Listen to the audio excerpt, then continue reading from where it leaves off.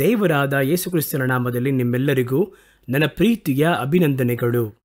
ಈ ದಿನ ನಮ್ಮ ಧ್ಯಾನಕ್ಕೋಸ್ಕರವಾಗಿ ನಾವು ತೆಗೆದುಕೊಳ್ಳುವಂತಹ ಸತ್ಯವೇದ ಭಾಗ ಎಫೆಸದವರಿಗೆ ಬರೆದ ಪತ್ರಿಕೆ 5ನೇ ಅಧ್ಯಾಯ 14ರಿಂದ 17ರವರೆಗೆ ಇರುವಂತಹ ವಾಕ್ಯಗಳು. ಆ ಭಾಗವನ್ನು ನಿಮಗೋಸ್ಕರವಾಗಿ ಓದುತ್ತೇನೆ, ಗಮನಿಸಿರಿ. ಆದ್ದರಿಂದ ನಿದ್ರೆ ಮಾಡುವವನೇ ಎಚ್ಚರವಾಗು, ಸತ್ತವರನ್ನು ಬಿಟ್ಟು ಏಳು, ಕ್ರಿಸ್ತನು ನಿನಗೆ ಪ್ರಕಾಶ ಕೊಡುವನು ಎಂದು ಹೇಳಿಯದೆ. ಆದ ಕಾರಣ ನೀವು ನಡಕೊಳ್ಳುವ ರೀತಿಯನ್ನು ಕುರಿತು ಚೆನ್ನಾಗಿ ನೋಡಿಕೊಳ್ಳಿರಿ, ಜ್ಞಾನವಿಲ್ಲದವರಾಗಿರದೆ ಜ್ಞಾನವಂತರಾಗಿರಿ. ಈ ದಿನಗಳು ಕೆಟ್ಟವುಗಳಾಗಿವೆ. ಆದುದರಿಂದ ಕಾಲವನ್ನು ಸುಮ್ಮನೆ ಕಳಕೊಳ್ಳದೆ ಅದನ್ನು ಬೆಲೆಯುಳ್ಳದೆಂದು ಉಪಯೋಗಿಸಿಕೊಳ್ಳಿರಿ, ಮತ್ತು ಬುದ್ಧಿಹೀನರಾಗಿ ನಡೆಯದೆ ಕರ್ತನ ಚಿತ್ತವೇನೆಂಬುದನ್ನು ವಿಚಾರಿಸಿ ತಿಳಿದವರಾಗಿರಿ ಎಂಬುದಾಗಿ ಆಲೋಚನೆಯನ್ನು ಹೇಳ್ತಾರೆ. ಒಬ್ಬ ದೇವ ಮನುಷ್ಯನು ಎಂತೆಂಥ ವಿಚಾರದಲ್ಲಿ ಬಹು ಮುಖ್ಯವಾಗಿರಬೇಕು, ಅಥವಾ ದೇವರಲ್ಲಿ ತನ್ನ ಜೀವಿತವನ್ನು ಕಟ್ಟಿಕೊಂಡವನು ಯಾವುದ್ಯಾವುದರಲ್ಲಿ ಗಮನವಾಗಿರಬೇಕು ಎಂಬುದಾಗಿ ನಮಗೆ ಆಲೋಚನೆ ಅಂತ ಹೇಳಲ್ಪಟ್ಟಂತಹ ಒಂದು ಸತ್ಯವೇದ ಭಾಗವೇ ಈ ಭಾಗ. ಇದು ನಮಗೆ ಏನು ಹೇಳುತ್ತದೆ ಎಂಬುದಾಗಿ ಕೇಳುವುದಾದರೆ, ಮೊದಲು ನಿದ್ರೆ ಮಾಡುವ ನಮ್ಮನ್ನು ಎದ್ದೇಳು ಎಂಬುದಾಗಿ ಹೇಳುತ್ತದೆ. ಎರಡನೇದಾಗಿ ಎದ್ದ ನಮ್ಮನ್ನು ನಡೆಯುವಂತೆ ಹೇಳುತ್ತದೆ. ಮೂರನೇದಾಗಿ ನಡೆಯುವ ನಮ್ಮನ್ನು ಗ್ರಹಿಸಲು ಹೇಳುತ್ತದೆ. 3 ಕಾರ್ಯಗಳು ಬಹು ಮುಖ್ಯವಾದವುಗಳು. ಒಂದು, ಎದ್ದೇಳಿರಿ. ಕೆಲವರನ್ನ ನೋಡೋದಾದರೆ ಎದ್ದೇಳ್ತಾರೆ, ಎದ್ದು ಮಲಗಿದ ಸ್ಥಳದಲ್ಲಿ ಹಾಗೇ ಕೂತಿರ್ತಾರೆ, ಎಚ್ಚರವಾದರು, ಆದರೆ ಎದ್ದು ನಡೆಯುವುದಿಲ್ಲ. ಆದರೆ ಇಲ್ಲಿ ಇವರು ಹೇಳ್ತಾರೆ, ಎಚ್ಚರವಾಗಿದ್ದೀಯಾ, ಈಗ ಎದ್ದಿದ್ದೀಯಾ, ಅನಂತರ ನಡೆಯುವುದಕ್ಕೆ ಆರಂಭಿಸು. ಮೂರನೇದಾಗಿ ನಡೆಯಲು ಆರಂಭಿಸಬೇಕಾದರೆ ನೀನು ದೇವರ ಚಿತ್ತ ಏನೆಂಬುದಾಗಿ ಗ್ರಹಿಸಲು ಮುಂದಾಗಬೇಕು. ಅದರಲ್ಲಿ ಪ್ರಥಮ ವಾಕ್ಯ ಹೇಳುತ್ತದೆ ನೋಡಿ, ನಿದ್ರೆ ಮಾಡುವವನೇ ಎಚ್ಚರವಾಗು ಎಂಬುದಾಗಿ ಹೇಳಬೇಕಾದರೆ ಅದು ನಿಶ್ಚಯವಾಗಿಯೂ ಒಂದು ಶಾರೀರಿಕವಾಗಿರುವ ನಿದ್ರೆಯ ಕುರಿತಾಗಿ ಹೇಳಲ್ಪಟ್ಟಂತಹ ನಿದ್ರೆಯಂತೆ ಇರಲು ಸಾಧ್ಯವಿಲ್ಲ. ಎಲ್ಲ ಮನುಷ್ಯನ ಜೀವನದಲ್ಲಿಯೂ ಒಂದು ಒಳ್ಳೆ ಆರೋಗ್ಯವಾಗಿರುವಂಥ ಮನುಷ್ಯ ಒಂದು ದಿನಕ್ಕೆ 8 ತಾಸಾದರೂ ನಿದ್ದೆ ಮಾಡಬೇಕು ಎಂಬುದಾಗಿ ಹೇಳ್ತಾರೆ. ಹಾಗಾಗಿ ಮಲಗಬಾರದು ಎಂಬುದಾಗಿ ಹೇಳುತ್ತಿಲ್ಲ ಈ ಭಾಗ. ಅಥವಾ ಶಾರೀರಿಕವಾಗಿ ಸ್ವಲ್ಪ ರಾತ್ರಿಯ ವೇಳೆಯಲ್ಲಿ ನಿದ್ರೆ ಮಾಡ್ತೀವಿ. ಕೆಲವರನ್ನು ನೋಡೋದಾದರೆ ಮಧ್ಯಾಹ್ನ ಊಟ ಮಾಡಿ ಸ್ವಲ್ಪ ಹೊತ್ತು ಕೂಡ ಹಾಗೆ ಕಣ್ಗಳನ್ನು ಮುಚ್ಚುತ್ತಾರೆ. ಇದೆಲ್ಲ ಕೂಡ ತಪ್ಪು ಎಂಬುದಾಗಿ ಅವರು ಹೇಳ್ತಾ ಇಲ್ಲ. ಇಲ್ಲಿ ಅವರು ಹೇಳುತ್ತಿರುವಂಥದ್ದು ಶಾರೀರಿಕವಾಗಿರುವ ನಿದ್ರೆಯ ಕುರಿತಾಗಿಯೇ ಅಲ್ಲ. ಅಲ್ಲಿ ಅವರು ಹೇಳುತ್ತಿರುವಂತಹ ಕಾರ್ಯ, ನಿದ್ದೆ ಮಾಡುವ ನೀನು, ಆತ್ಮಿಕ ನಿದ್ರೆಯಲ್ಲಿರುವ ನೀನು ಮೊದಲು ಎದ್ದೇಳಬೇಕು.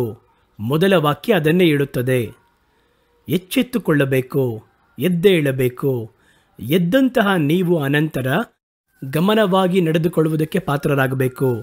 ಆದ್ದರಿಂದ ನೀವು ಜ್ಞಾನವಿಲ್ಲದವರಾಗಿ ನಡೆಯದೆ ಜ್ಞಾನವುಳ್ಳವರ ಹಾಗೆ ಗಮನವಾಗಿ ನಡೆದುಕೊಳ್ಳಿರಿ, ಎದ್ದೇಳಿರಿ, ನಡೆಯಿರಿ. ಮೂರನೇ ಕಾರ್ಯವನ್ನು ನೋಡಿ, ನೀವು ದೇವರ ಚಿತ್ತ ಏನೆಂಬುದಾಗಿ ಗ್ರಹಿಸಿಕೊಳ್ಳಿರಿ. ಆಗ 3 ಪ್ರಧಾನ ಆಜ್ಞೆಗಳನ್ನು ಈ ವೇದ ಭಾಗದಲ್ಲಿ ಹೇಳುತ್ತಾರೆ. ಎದ್ದೇಳಬೇಕು, ನಡೆಯಬೇಕು, ಅನಂತರ ಗ್ರಹಿಸಬೇಕು. ಯೇಸು ವ್ಯಾಧಿಯಸ್ಥನನ್ನು ಮುಟ್ಟಿ ಗುಣಪಡಿಸಿದಾಗ ನೀನು ಎದ್ದು ನಿನ್ನ ಹಾಸಿಗೆಯನ್ನು ಹೊತ್ತುಕೊಂಡು ನಡೆ ಎಂಬುದಾಗಿ ಹೇಳಿದರು. ಎದ್ದೇಳುವುದು ಮಾತ್ರವಲ್ಲ, ಸ್ವಸ್ಥವಾಯಿತು ದೇವರೆಂಬುದಾಗಿ ಅದೇ ಹಾಸಿಗೆ ಮೇಲೆ ಕೂತಿರಬೇಡ. ನಿನ್ನ ಹಾಸಿಗೆ ಇನ್ನು ಮುಂದೆ ಬೇಕಾಗಲ್ಲ. ಅಂದರೆ ಅರ್ಥವಾದ್ರೇನು? ವ್ಯಾಧಿಯ ಹಾಸಿಗೆ ನಿನಗೆ ಬೇಕಾಗಿಲ್ಲ ಇನ್ನು ಮುಂದೆ. ಅದನ್ನು ತೆಗೆದುಕೊಂಡು ಮುಂದೆ ಮಾಡಬೇಕಾಗಿರುವ ಕೆಲಸದ ಕಡೆಗೆ ನೀನು ನಡೆ ಎಂಬುದಾಗಿ ದೇವರು ಹೇಳಲು ಬರ್ತಾರೆ. ಇದನ್ನೇ ಹೇಳ್ತಾ ಇದ್ದಾರೆ, ನೀವು ಎಚ್ಚರವಾಗಲು ಮುಂದಾಗಬೇಕಾದರೆ ಕರ್ತನು ನಿಮ್ಮನ್ನು ಪ್ರಕಾಶವುಳ್ಳವರಾಗಿ ಮಾರ್ಪಡಿಸುತ್ತಾರೆ. ಅದು ಬಹು ಮುಖ್ಯವಾದದ್ದು. ಒಬ್ಬ ಆತ್ಮಿಕವಾದವನ ಕ್ರೈಸ್ತನ ಜೀವಿತ ಪ್ರಕಾಶವಾಗಿ ಮಾರ್ಪಡಬೇಕೆಂದರೆ ಅದರ ಪ್ರಥಮ ಹೆಜ್ಜೆ ನೀವು ಎಚ್ಚರಿಕೆ ಉಳ್ಳವರಾಗಿರಬೇಕು. ನೀವು ಆತ್ಮಿಕವಾಗಿರುವ ಎಚ್ಚರಿಕೆಯನ್ನು ಪಡೆದುಕೊಳ್ಳಬೇಕು. ನಿದ್ರೆಯಲ್ಲಿರುವ ರೀತಿಯಲ್ಲಿ ಏನಾದರೂ ಮಾತಾಡಿದ್ರೆ, ಕೇಳಿದ್ರೆ, ಧ್ಯಾನ ಮಾಡಿದ್ರೆ, ಪ್ರಾರ್ಥನೆ ಮಾಡಿದ್ರೆ ಎಲ್ಲವೂ ಒಂದು ಕನಸಿನಂತೆ ಮಾರ್ಪಡುತ್ತದೆ. ಕೆಲವರಿಗೆ ಎಲ್ಲ ಮರೆತೋಗುತ್ತದೆ. ಕಾರಣವೇನು? ಕಳೆದ ವಾರ ಏನು ಮಾತಾಡಿದ್ವಿ ಅಂತ ಕೇಳಿ ನೆನಪಲ್ಲಿರಲ್ಲ. ಸಭೆಯಲ್ಲಿ ಏನು ಮಾತಾಡಿದ್ರು ನೆನಪಲ್ಲಿರಲ್ಲ. ಕಾರಣ ಏನಂತ ಕೇಳಿದರೆ ನಿದ್ರಾವಸ್ಥೆಯಲ್ಲಿ ಕೇಳಿರ್ತಾರೆ. ಅರ್ಧ ಅರ್ಥ ಆಗುತ್ತೆ, ಅರ್ಧ ಅರ್ಥ ಆಗಲ್ಲ, ಸ್ವಲ್ಪ ಅರ್ಥ ಆಗುತ್ತೆ, ಸ್ವಲ್ಪ ಅರ್ಥ ಆಗಲ್ಲ. ಈ ರೀತಿಯೆಲ್ಲ ಇರುವಂಥದ್ದೇ ನಿದ್ರೆ. ಮೊದಲು ನಾವು ಎಚ್ಚರಿಕೆ ಉಳ್ಳವರಾಗಿರಬೇಕು. ಆ ರೀತಿ ಎಚ್ಚರಿಕೆಯಿಂದ ಇರುವವರೇ ದೇವರು ಪ್ರಕಾಶವಾಗಿ ಮಾರ್ಪಡಿಸಲು ಸಾಧ್ಯ. ಆತ್ಮಿಕವಾಗಿರುವ ನಿದ್ರೆ, ಆತ್ಮಿಕವಾದ ಆಯಾಸ, ಸೇವೆಯಲ್ಲಿ ಆಯಾಸ, ಧ್ಯಾನದಲ್ಲಿ ಆಯಾಸ, ದೇವರಿಗೆ ಸಂಬಂಧಪಟ್ಟ ಕಾರ್ಯದಲ್ಲಿ ಆಯಾಸ, ಆ ರೀತಿ ಇರುವವರನ್ನ ದೇವರು ಬೆಳಕಾಗಿ ಮಾರ್ಪಡಿಸುವುದೆನ್ನುವುದು ಆಗದಿರುವ ಕಾರ್ಯ. ಆದ್ದರಿಂದಲೇ ಅವರು ಹೇಳ್ತಾರೆ, ದೇವರು ನಿಮ್ಮನ್ನು, ನೀವು ಎಚ್ಚರವಾದರೆ ನಿಮ್ಮನ್ನ ಅವರು ಪ್ರಕಾಶವಾಗಿ ಮಾರ್ಪಡಿಸಲು ಮುಂದಾಗ್ತಾರೆ ಎಂಬುದಾಗಿ ಹೇಳುತ್ತದೆ. ದೇವರ ಮಕ್ಕಳ ಜೀವನದಲ್ಲಿ ಏಳುವಂಥದ್ದು, ಹೊರಡುವಂಥದ್ದು, ಇದು ಅವಶ್ಯವಾಗಿರುವ ಒಂದು ಕಾರ್ಯವಾಗಿ ಎಣಿಸಲ್ಪಡುತ್ತದೆ. ನಾವು ರಕ್ಷಣೆ ಹೊಂದಿದ ಕೂಡಲೇ ಅಲ್ಲಿಯವರೆಗೂ ಪಾಪದಲ್ಲಿ ಸತ್ತು ಯಾವುದೇ ಎಚ್ಚರವಿಲ್ಲದಿದ್ದಂತಹ ನಮ್ಮನ್ನ ಎಬ್ಬಿಸುತ್ತದೆ. ಎದ್ದ ಕೂಡಲೇ ಆದರೆ ಅಲ್ಲೇ ಕುಳಿತು ಬಿಡುತ್ತೇವೆ. ಆ ರೀತಿ ನಾವು ಇರುವುದರಿಂದಲೇ ನಾವು ಬಹಳ ಒಳಿತುಗಳನ್ನು, ಆಶೀರ್ವಾದಗಳನ್ನು ಹೊಂದಿಕೊಳ್ಳಲಾಗದೆ ಹೋಗುತ್ತದೆ.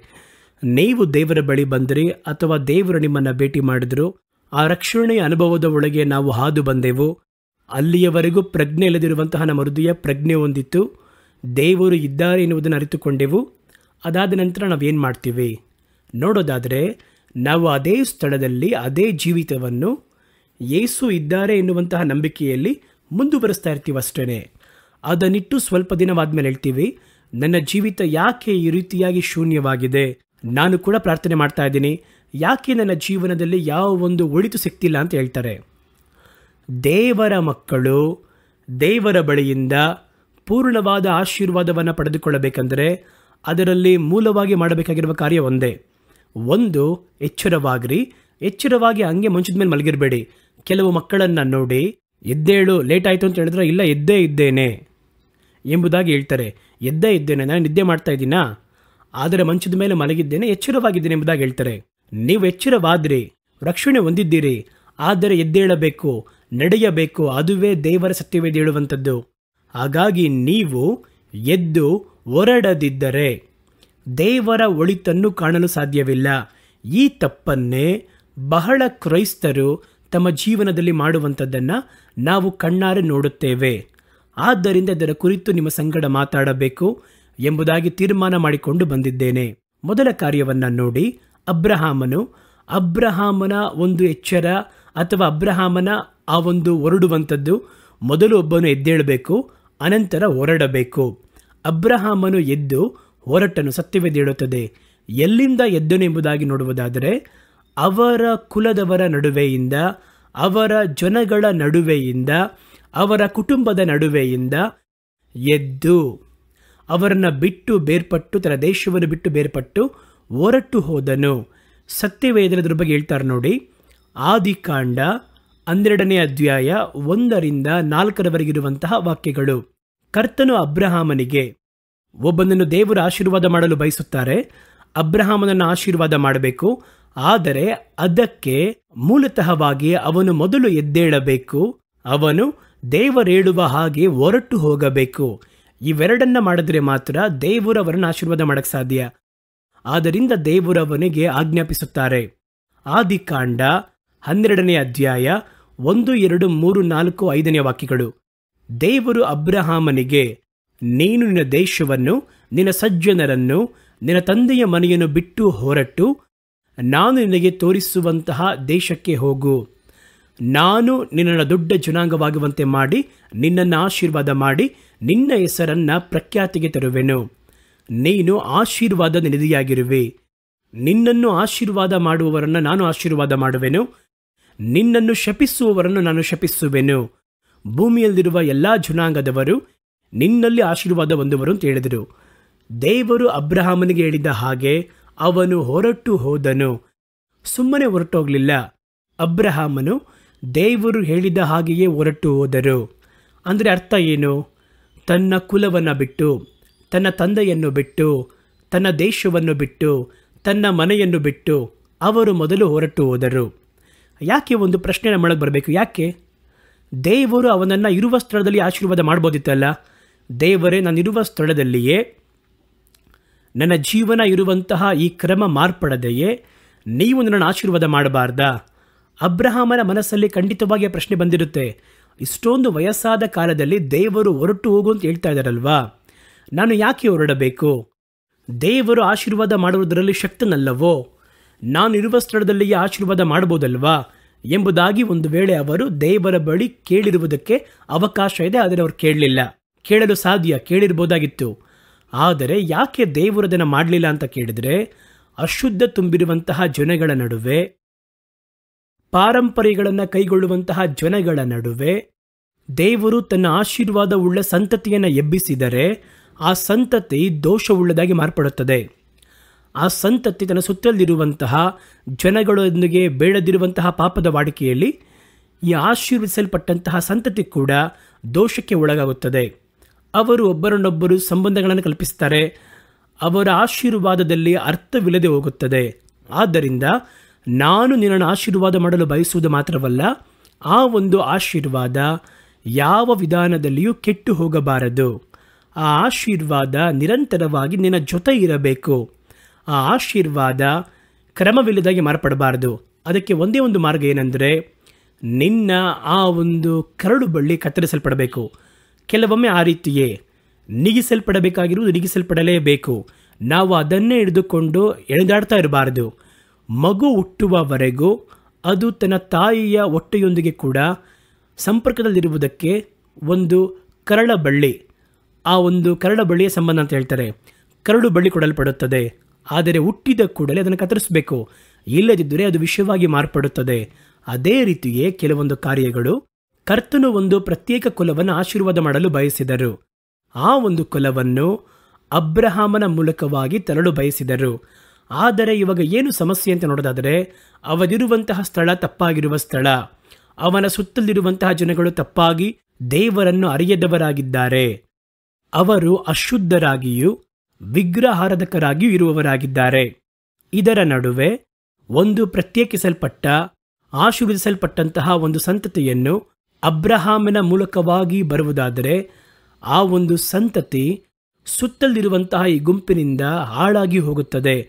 ಆದ್ದರಿಂದಲೇ ಅವನನ್ನು ಅರಿಯದೇ ಇರುವಂಥ ಒಂದು ಸ್ಥಳಕ್ಕೆ ಪಕ್ಕದ ಊರಲ್ಲಿ ಒಂದು ವೇಳೆ ಇರ್ಬೋದಾಗಿತ್ತಲ್ವಾ. ದೇವರೇನು ಕುಲವನ್ನು ಬಿಟ್ಟು ಹೋಗು ಅಂತ ಹೇಳೋದಾದರೆ, ಹಾಗೆ ಕಾಲ್ನಡಿಗೆಯಾಗಿ ನಡೆಯುವಂತಹ ದೂರದಲ್ಲಿ ಬಂದು ಬೇರೆ ಒಂದು ಊರಲ್ಲಿ ಬಂದು ವಾಸ ಇರ್ಬೋದಿತ್ತಲ್ಲ. ಇಲ್ಲ, ದೇವರನ್ನು ನೋಡಿ ಕಣ್ಣಿಗೆ ಕಾಣದಿರುವ ಸ್ಥಳದಲ್ಲಿ, ಊರೆನ್ನುವಂತಹ ಪಟ್ಟಣದಿಂದ ಕಾನಾನ್ ಎನ್ನುವ ದೇಶದವರೆಗೂ ದೇವರು ಅಬ್ರಹಾಮನನ್ನು ನಡೆಸುತ್ತಾ ಬಂದರು. ಕಾರಣವೇನೆಂದರೆ, ತಾನು ಉಂಟು ಮಾಡುವಂತಹ ಆಶೀರ್ವಾದ, ತಾನು ಎಬ್ಬಿಸುವಂತಹ ಒಂದು ಆಶೀರ್ವಾದದ ಸಂತತಿ ಅವನು ಮುಂಚಿತವಾಗಿಯೇ ಪಡೆದಂತಹ ಆ ಒಂದು ಸ್ಥಳದ ಸಾರಾಂಶಗಳಿಂದ ದೋಷವಾಗಬಾರದು, ಕ್ರಮವಿಲ್ಲದೆ ಆಗ್ಬಿಡಬಾರದು. ಆದ್ದರಿಂದ ದೇವರವರನ್ನು ಪ್ರತ್ಯೇಕಿಸಲ್ಪಟ್ಟಂತಹ ಒಂದು ಅನುಭವದ ಒಳಗೆ ಕರೆತಂದರು. ಅದನ್ನೇ ಸತ್ಯವೇದ ಹೇಳುತ್ತದೆ. ಅಬ್ರಹಾಮನು ಮೊದಲು ಆ ಆಶೀರ್ವಾದವನ್ನು ಹೊಂದುವ ಹಾಗೆ ತನ್ನ ಕುಲದವರಿಂದ ಎದ್ದನು. ಸತ್ತವರನ್ನು ಬಿಟ್ಟು ಎದ್ದೇಳು, ಆಗ ದೇವರು ನಿನ್ನನ್ನು ಪ್ರಕಾಶಿಸುವಂತೆ ಮಾಡುತ್ತಾರೆ ಎಂಬುದಾಗಿ ಸತ್ಯವೇದದಲ್ಲಿ ಹೇಳಿದ ಹಾಗೆ ಅವರ ಕುಲವನ್ನು ಬಿಟ್ಟು ಅವರು ಎದ್ದರು. ಎರಡನೇದಾಗಿ, ದೇವರ ಚಿತ್ತದ ಕಡೆಗೆ ಹೊರಟರು. ಎದ್ದದಕ್ಕೆ ಅವರು ಸುಮ್ಮನಾಗಲಿಲ್ಲ. ಅವರ ಚಿತ್ತದ ಕಡೆಗೆ ಅವರು ನೋಡಿದಂತಹ ಮಾಡುವಂತಹ ಕಾರ್ಯಕ್ಕೆ ಒಪ್ಪಿಸಿಕೊಟ್ಟು ಅವರು ಆ ಸ್ಥಳದಿಂದ ಹೊರಟು ಹೋದರು. ಆದ್ದರಿಂದ ಯಾವ ಒಳಿತು ಅವರಿಗೆ ಸಿಗುತ್ತದೆ ಎಂಬುದಾಗಿ ಕೇಳುವುದಾದರೆ, ಸತ್ಯವೇದದಲ್ಲಿ ಹೇಳುತ್ತದೆ, ಮೊದಲ ಕಾರ್ಯ ಅವರ ಹೆಸರು ಪ್ರಖ್ಯಾತಿಗೆ ತರುತ್ತಾರೆ. ಅಬ್ರಹಾಮನಿಗೆ ಗೊತ್ತಿಲ್ಲದಿರೋರು ಈ ಲೋಕದಲ್ಲಿ ಇವತ್ತು ಯಾರೂ ಕೂಡ ಇಲ್ಲ. ಅವರು ಯಾವಾಗಲೋ ಚರಿತ್ರೆಗಿಂತ ಮುಂಚಿತವಾಗಿ ಬದುಕಿದಂಥ ಮನುಷ್ಯ, ಚರಿತ್ರೆಯ ಕಾಲಕ್ಕಿಂತ ಮುಂಚಿತವಾಗಿ ಬದುಕಿದ ಒಬ್ಬನು. ಅದಾದ ನಂತರ ಎಷ್ಟೋ ಚರಿತ್ರೆಯ ಸಂಭವಗಳು, ಚರಿತ್ರೆಯ ಕಾರ್ಯಗಳು ಎಷ್ಟೊಂದು ನಡೆಯುತ್ತಾ ಭೂಮಿ ತನ್ನ ಆರಂಭದಿಂದ ಇದ್ದಂತಹ ಎಲ್ಲ ಕಾರ್ಯವನ್ನು ಮಾರ್ಪಡಿಸಿಕೊಂಡು, ಭಾಷೆಗಳು ಮಾರ್ಪಟ್ಟು, ಸಂಸ್ಕೃತಿಗಳು ಮಾರ್ಪಟ್ಟು, ಎಷ್ಟೋ ವಿಜ್ಞಾನ ಮಾರ್ಪಟ್ಟು ಎಲ್ಲ ಬಂದಾಗಲೂ ಕೂಡ ಆ ಹಳೆಯ ಮನುಷ್ಯನಾಗಿರುವ ಅಬ್ರಹಾಮನ ಹೆಸರು ಇವತ್ತಿನವರೆಗೂ ಮರೆಯಲ್ಪಡಲಿಲ್ಲ. ಅದುವೇ ದೇವರು ಹೇಳಿದ್ರು, ನಿನ್ನ ಹೆಸರನ್ನು ನಾನು ಪ್ರಖ್ಯಾತಿಗೆ ತರುವೆನು, ನಿನ್ನ ಹೆಸರನ್ನು ಪ್ರಖ್ಯಾತಿಯಲ್ಲಿ ಇಡುವೆನು. ಅಬ್ರಹಾಮನನ್ನು ತಿಳಿಯದಿರುವವರು ಯಾರೂ ಕೂಡ ಇಲ್ಲ. ಅಬ್ರಹಾಮನನ್ನು ಇಸ್ಲಾಮಿಯರು ಕೊಂಡಾಡುತ್ತಾರೆ ಇಬ್ರಾಹಿಂ ಅಲೈಸಲಾಂ ಎನ್ನುವ ಹೆಸರಲ್ಲಿ. ಕ್ರೈಸ್ತರು ಅಬ್ರಹಾಂ ಎನ್ನುವ ಹೆಸರಲ್ಲಿ ಕೊಂಡಾಡ್ತಾರೆ. ಯಹೂದ್ಯರು ನಮ್ಮ ತಂದೆ ಎಂಬುದಾಗಿ ಹೇಳಿ ಅಬ್ರಹಾಮನನ್ನು ಅವರು ಕೊಂಡಾಡುತ್ತಾರೆ. ಅಬ್ರಹಾಮನನ್ನು ಅರಿಯದೇ ಇರುವವರು ಈ ಲೋಕದಲ್ಲಿ ಇಲ್ಲ ಎನ್ನುವ ರೀತಿಯಲ್ಲಿ ಪ್ರಪಂಚದಲ್ಲಿ ಹೆಚ್ಚು ಕಡಿಮೆ ಬಹುತೇಕ ಜನಗಳಿಂದ ಅಬ್ರಹಾಮನು ಅರಿಯಲ್ಪಟ್ಟಿದ್ದಾನೆ. ಅದುವೇ ಸತ್ಯ. ಅದು ದೇವರು ಹೇಳಿದಂತಹ ಮೊದಲ ವಾಗ್ದಾನ. ನಿನ್ನ ಹೆಸರನ್ನು ನಾನು ಪ್ರಖ್ಯಾತಿಗೆ ತರುವೆನು. ನೀನು ಬದುಕುವ ಕಾಲದಲ್ಲಿ ಮಾತ್ರವಲ್ಲ, ನಿನ್ನ ಬದುಕಿನ ಕಾಲವಾದ ಮೇಲೆ ಶತಮಾನಗಳು ದಾಟಿ ಬಂದರೂ ಕೂಡ ನಿನ್ನ ಹೆಸರು ನಿಲ್ಲುವುದು ಎಂಬುದಾಗಿ ದೇವರು ಹೇಳಿದರು. ಆಗ ಅಬ್ರಹಾಮನ ಹೆಸರನ್ನ ದೇವರು ಪ್ರಖ್ಯಾತಿಗೆ ತಂದರು. ಎರಡನೇದಾಗಿ ದೇವರು ಅವನನ್ನ ಆಶೀರ್ವಾದ ಮಾಡಿದರು. ದೇವರು ಅವರನ್ನ ಬದುಕಿದ ದಿನದಲ್ಲಿಯೇ ಅವರನ್ನ ಆಶೀರ್ವಾದ ಮಾಡಿದರು. ಅವರನ್ನ ಒಬ್ಬ ರಾಜನ ಹಾಗೆ ದೇವರಿಟ್ಟಿದ್ದರು. ಅಬ್ರಹಾಮನ ಕಾಲದಲ್ಲಿ ಬಹಳ ಅರಸರು ಇರಲಿಲ್ಲ. ಆದರೆ ಅಬ್ರಹಾಮನು ಅರಸರಿಗೆ ಸಮವಾಗಿ ಬಲವನ್ನು ಹೊಂದಿದಂತಹ, ಆಸ್ತಿಯಲ್ಲಿಯೂ ಅಂತಸ್ತಿನಲ್ಲಿಯೂ ದೃಢವಾಗಿದ್ದಂತಹ ಒಬ್ಬ ಬಲಿಷ್ಠನಾಗಿರುವ ವ್ಯಕ್ತಿಯಾಗಿ ಮಾರ್ಪಟ್ಟಿದ್ದರು. ವಾಕ್ಯದನ್ನೇ ಹೇಳುತ್ತದೆ. ಮುಂದಿನ ಕಾರ್ಯವನ್ನು ನೋಡಿ, ಆಶೀರ್ವದಿಸಲು, ಶಪಿಸಲು ಅಬ್ರಹಾಮನಿಗೆ ದೇವರ ಅಧಿಕಾರವನ್ನು ಕೊಟ್ಟರು. ನಿನ್ನನ್ನು ಒಬ್ಬನು ಆಶೀರ್ವಾದ ಮಾಡಿದರೆ ನಾನು ಅವನನ್ನು ಆಶೀರ್ವಾದ ಮಾಡುವೆನು. ನಿನ್ನನ್ನು ಒಬ್ಬ ಶಪಿಸಿದರೆ ನಾನು ಅವನನ್ನು ಶಪಿಸುವೆನು. ಹಾಗಾಗಿ ಜನಾಂಗಗಳನ್ನು ಆಶೀರ್ವಾದ ಮಾಡುವುದಕ್ಕೂ ಶಪಿಸುವುದಕ್ಕೂ ಅಬ್ರಹಾಮನನ್ನು ಒಂದು ಉಪಕರಣದಂತೆ ದೇವರು ಉಪಯೋಗಿಸಿದರು. ಹಾಗಾಗಿ ಅಬ್ರಹಾಮನ ಬಳಿಯಿಂದ ಆಶೀರ್ವಾದ ಹೊರಟಿತು. ಅಬ್ರಹಾಮನ ಹೆಸರು ಪ್ರಖ್ಯಾತಿಗೆ ಬಂದಿತು. ಇವೆಲ್ಲ ಅಬ್ರಹಾಮನ ಜೀವನದಲ್ಲಿ ದೇವರು ಮಾಡಲು ಬಯಸಿದರು. ಅವನ ಬಳಿಯಿಂದ ಒಂದು ಪರಿಶುದ್ಧವಾದ ಸಂತತಿಯನ್ನು ದೇವರು ರೂಢಿಸುವಂತೆ ಮಾಡುವುದಕ್ಕೆ ಇಷ್ಟಪಟ್ಟರು. ಆದ್ದರಿಂದಲೇ ದೇವರು ಅಲ್ಲಿ ಅವನು ಬದುಕಿದಂತಹ ಸ್ಥಳದಿಂದ ಮೊದಲು ಅಬ್ರಹಾಮನನ್ನ ಬೇರ್ಪಡಿಸಲು ಮುಂದಾದರು. ಕಾರಣ ಸತ್ಯವೇದ ಹೇಳುತ್ತದೆ, ಗಮನಿಸಿ. ಅಬ್ರಹಾಮನು ನದಿಯ ತೀರದಲ್ಲಿ ಬದುಕ್ತಾ ಇರಬೇಕಾದ್ರೆ ಅಬ್ರಹಾಮನು, ಅವನಿಗೆ ಸಂಬಂಧಪಟ್ಟವರು, ಅವನ ತಂದೆಯು ವಿಗ್ರಹಾರಾಧಕರಾಗಿ ಇದ್ದರಂತೆ. ಯೆಹೋಶುವನ ಪುಸ್ತಕ 24ನೇ ಅಧ್ಯಾಯ 2, 3, 4ನೇ ವಾಕ್ಯವನ್ನು ಓದಿ ನೋಡೋದಾದರೆ, ಆಗ ಯೆಹೋಶುವನು ಸಕಲ ಜನಗಳನ್ನು ನೋಡಿ, ಇಸ್ರಾಯೇಲನ ದೇವರಾಗಿರುವಂತಹ ದೇವರು ಹೇಳುವುದು ಏನೆಂದರೆ, ಪೂರ್ವದಲ್ಲಿ ನಿಮ್ಮ ಪಿತೃಗಳಾಗಿರುವ ಅಬ್ರಹಾಮನಿಗೂ ನಾಹೋರಿಗೂ ತಂದೆಯಾಗಿದ್ದಂತಹ ತೆರಾಹನು ನದಿಯ ತೀರದಲ್ಲಿ ವಾಸವಾಗಿದ್ದಾಗ ಅವರು ಬೇರೆ ದೇವರುಗಳನ್ನು ಸೇವಿಸಿದರು. ಹಾಗಾದರೆ ಅವರ ಒಂದು ಸಂಸ್ಕೃತಿ, ಅವರ ಧರ್ಮ, ಅವರ ಒಂದು ಆರಾಧನೆಯ ಕ್ರಮ ಎಲ್ಲವೂ ವ್ಯತ್ಯಾಸವಾದದ್ದು. ನರಬಲಿ ಕೊಡುವಂಥದ್ದು, ಜನಗಳನ್ನು ಕೊಲೆ ಮಾಡುವಂಥದ್ದು, ದುಷ್ಟಕರವಾಗಿರುವಂತಹ ದೆವ್ವಗಳನ್ನು ಆರಾಧನೆ ಮಾಡುವಂಥದ್ದು, ವಿಗ್ರಹಾರಾಧನೆ, ಇವುಗಳಲ್ಲಿಯೇ ಅಬ್ರಹಾಮನ ತಂದೆಯು ಅವನ ಕುಟುಂಬವು ಅಲ್ಲಿ ಸಂಪರ್ಕದಲ್ಲಿದ್ದರು. ಅವರು ನದಿಯ ತೀರದಲ್ಲಿ ವಾಸವಾಗಿದ್ದಾಗ ಅವರು ಬೇರೆ ದೇವರುಗಳನ್ನು ಸೇವಿಸುತ್ತಿದ್ದರು. ನಾನು ನದಿಯ ತೀರದಲ್ಲಿ ಇದ್ದಂತಹ ನಿಮ್ಮ ತಂದೆಯಾಗಿರುವ ಅಬ್ರಹಾಮನನ್ನು ಕರೆತಂದು, ಯಾಕೆಂದರೆ ಅಲ್ಲಿ ಒಳಗಿಟ್ಟು ಅವನನ್ನು ಆಶೀರ್ವಾದ ಮಾಡಬಾರ್ದು, ಆಶೀರ್ವದಿಸಲು ಸಾಧ್ಯವಿಲ್ಲ. ಆಶೀರ್ವಾದ ಮಾಡಿದರೆ ಆಶೀರ್ವಾದ ನಿರಂತರವಾಗಿ ತಂಗುವುದಿಲ್ಲ. ಸ್ವಲ್ಪ ಸಮಯದಲ್ಲಿ ಅದು ದೋಷವಾಗುತ್ತದೆ. ಸುತ್ತಲಿರುವವರು, ಇವರ ವಂಶ, ಆಶೀರ್ವದಿಸಲ್ಪಟ್ಟಂತಹ ವಂಶ ಹುಟ್ಟುತ್ತಾ ಹುಟ್ಟುತ್ತಾ ಹುಟ್ಟುತ್ತಾ, ಯಾಕೆಂದರೆ ಅವರು ದೋಷವಾಗ್ತಾರೆ.